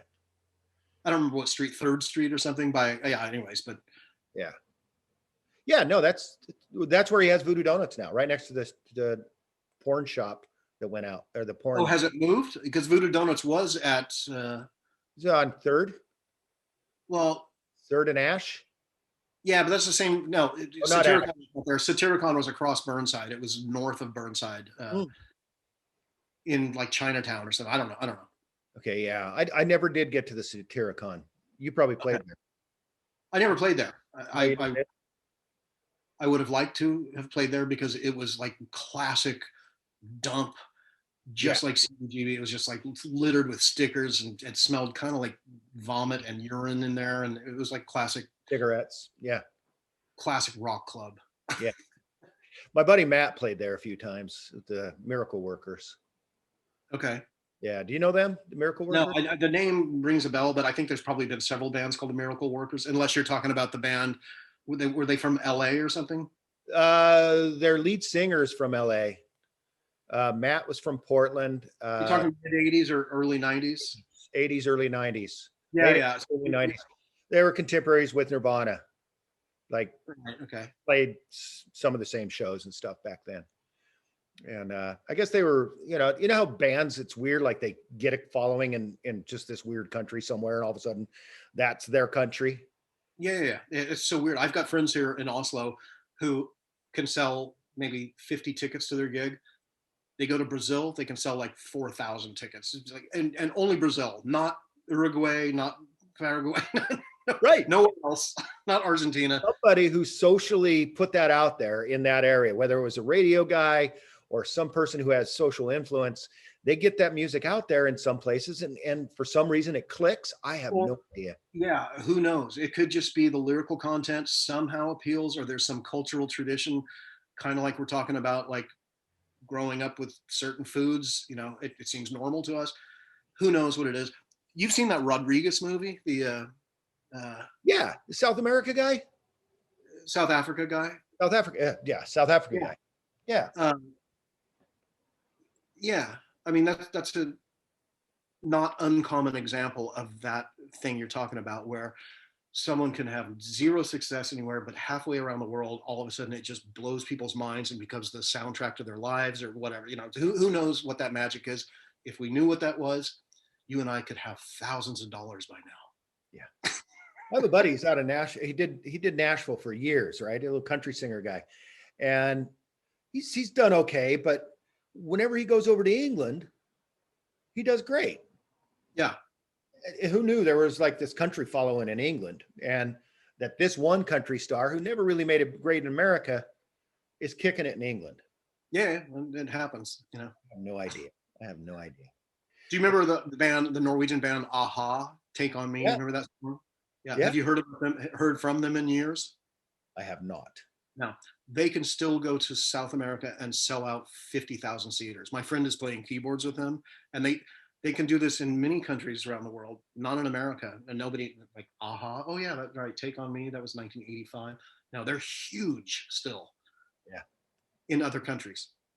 I like them. I like them a lot. Great voice, excellent voice. Yeah, they're a cool band. I mean, Yeah. So that it's weird when you see these bands. Like I saw, I saw the B-52s last year, and I was thinking, or the year before, and I was thinking, wow, I remember when these guys were cutting edge, and now I'm watching them. They're going, we've been at it for 50 years, and I'm thinking, wow, I'm getting old, man. I know. Yeah. Remember? What's that? I don't remember, but I've heard tales of old people being revered in antiquity. They still are in certain cultures, and Yeah. and it's I don't know. It goes through phases. I think people where right now it's anything that's old represents authority, and I think there's an anti-authoritarianism reality that's happening simultaneous to the Yeah, I hope so. Right. pro-authoritarianism. So I think that's just it's just all swinging way wide now, and nothing's coming towards the middle. The center. That's where you could contraction of center and middle is the mentor. New It's one. Venn diagram of that word right there. Yeah. But Charles, I'm going to let you go. I've got a few things to do. I've got another show I'm doing today. Oh, good. With someone more interesting than myself, I hope. I don't think that's going to happen. I think this was a very good show. I think I really enjoyed talking to you. We talked about a lot of things that are very interesting. And that's kind of the goal of my show, is to have that and Yeah, good. interesting dialogue. And is there anything you want to share with my audience, my friends, and probably your friends, if you'll be sharing this? I can't think of anything, but I haven't been able to think of anything inspirational for months now. I'm just like, okay. We were talking about surfing earlier. I just want to get through this wave. I just want it to end. Yeah, it's a long, big wave, and you can't get off.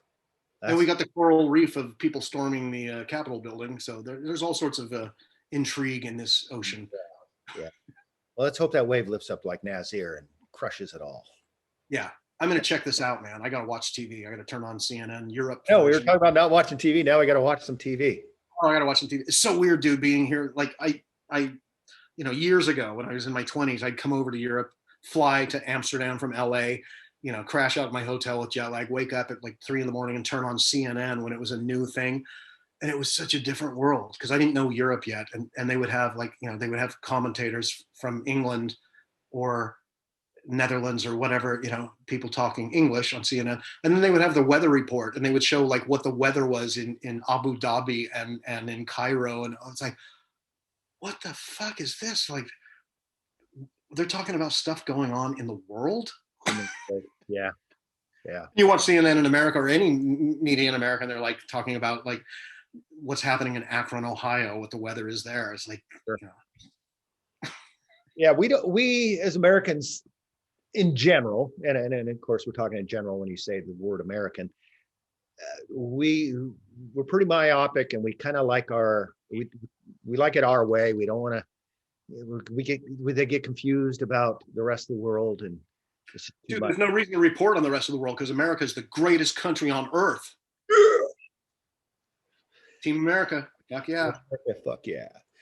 So, all right, I think we've probably done a good long haul here. We got to wrap up, and this may be the last podcast ever.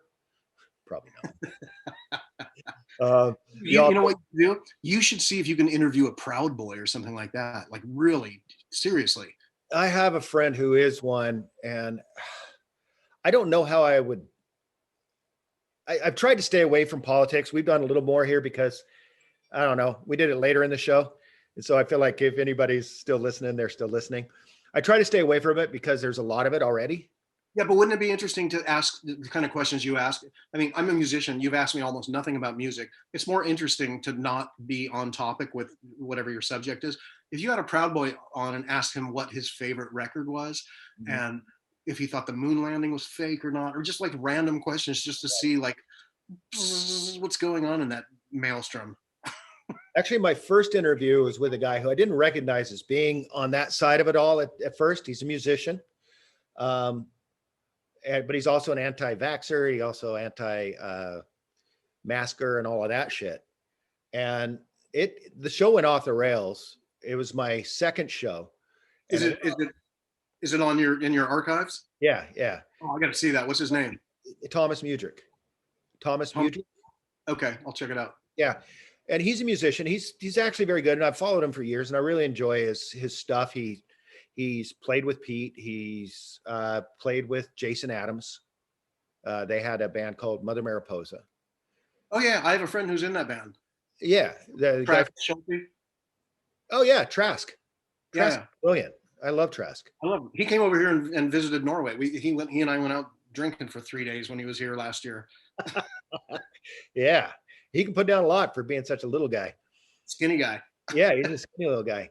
So anyway, yeah, that show goes off the rails. It's wild. He starts running the whole thing through his garage band. So his voice is all crazy and stuff. And he's like, I'm going to go kiss my grandma on the lips and this, that, and the other. I ended up having to do a disclaimer. Hey, this is a show and he believes this and you believe this. And take care of yourselves and be safe. And, you know, while he's still going, kiss your grandma. And I'm like, holy shit. But that was a good education for me. It taught me that, you know, I'm opening this up. I'm going to people I know and people I don't know, and it can go wherever it goes. And I can steer it, but I can't control it.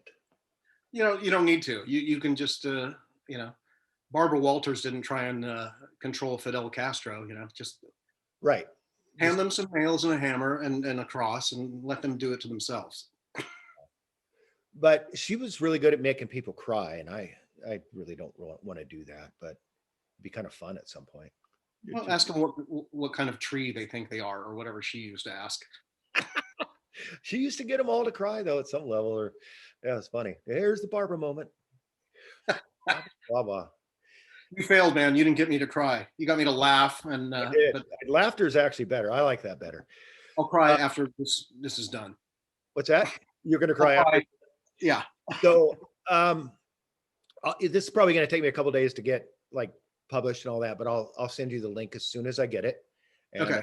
if you feel free to share it. Also, if you could talk to Frank, I'd love, or Charles, I'd love to interview him. That'd be really fun.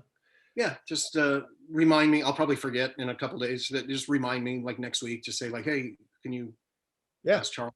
And imagine there's others that we could probably talk to that, you know, if you think of somebody. I can ask Courtney if you want. You know, yeah. I mean, you know Zia and Pete and those I guys. should probably work it through that line.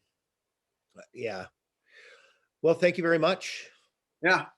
Hey, y'all, follow, share. We're on YouTube. We're on Spotify and Apple and Google Podcasts and Breaker and Stitcher and like all the other podcasts out there. It's called Garland Pepper Presents, and you probably know that because you're here. We do have a support button. If you do want to support the show, right now for the first couple of years, that's about the only way I'm going to make money until I get to a few thousand shares an episode. Then the advertisers will start thinking about it, and I can do it that way. But yeah, until I get it going this way, a little support would help if you feel so inclined. Also, love your others.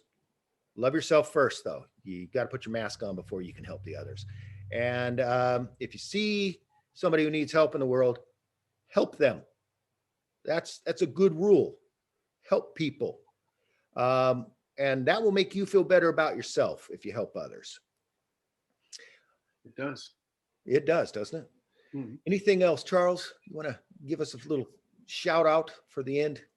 No shout out except to you and your brother, who I miss. And when this is all over, we will be coming back to Salem because we have so many friends there. And I would love to meet you face to face at a pub and have an arm wrestling contest with you, or at least a beer. We'll figure it out.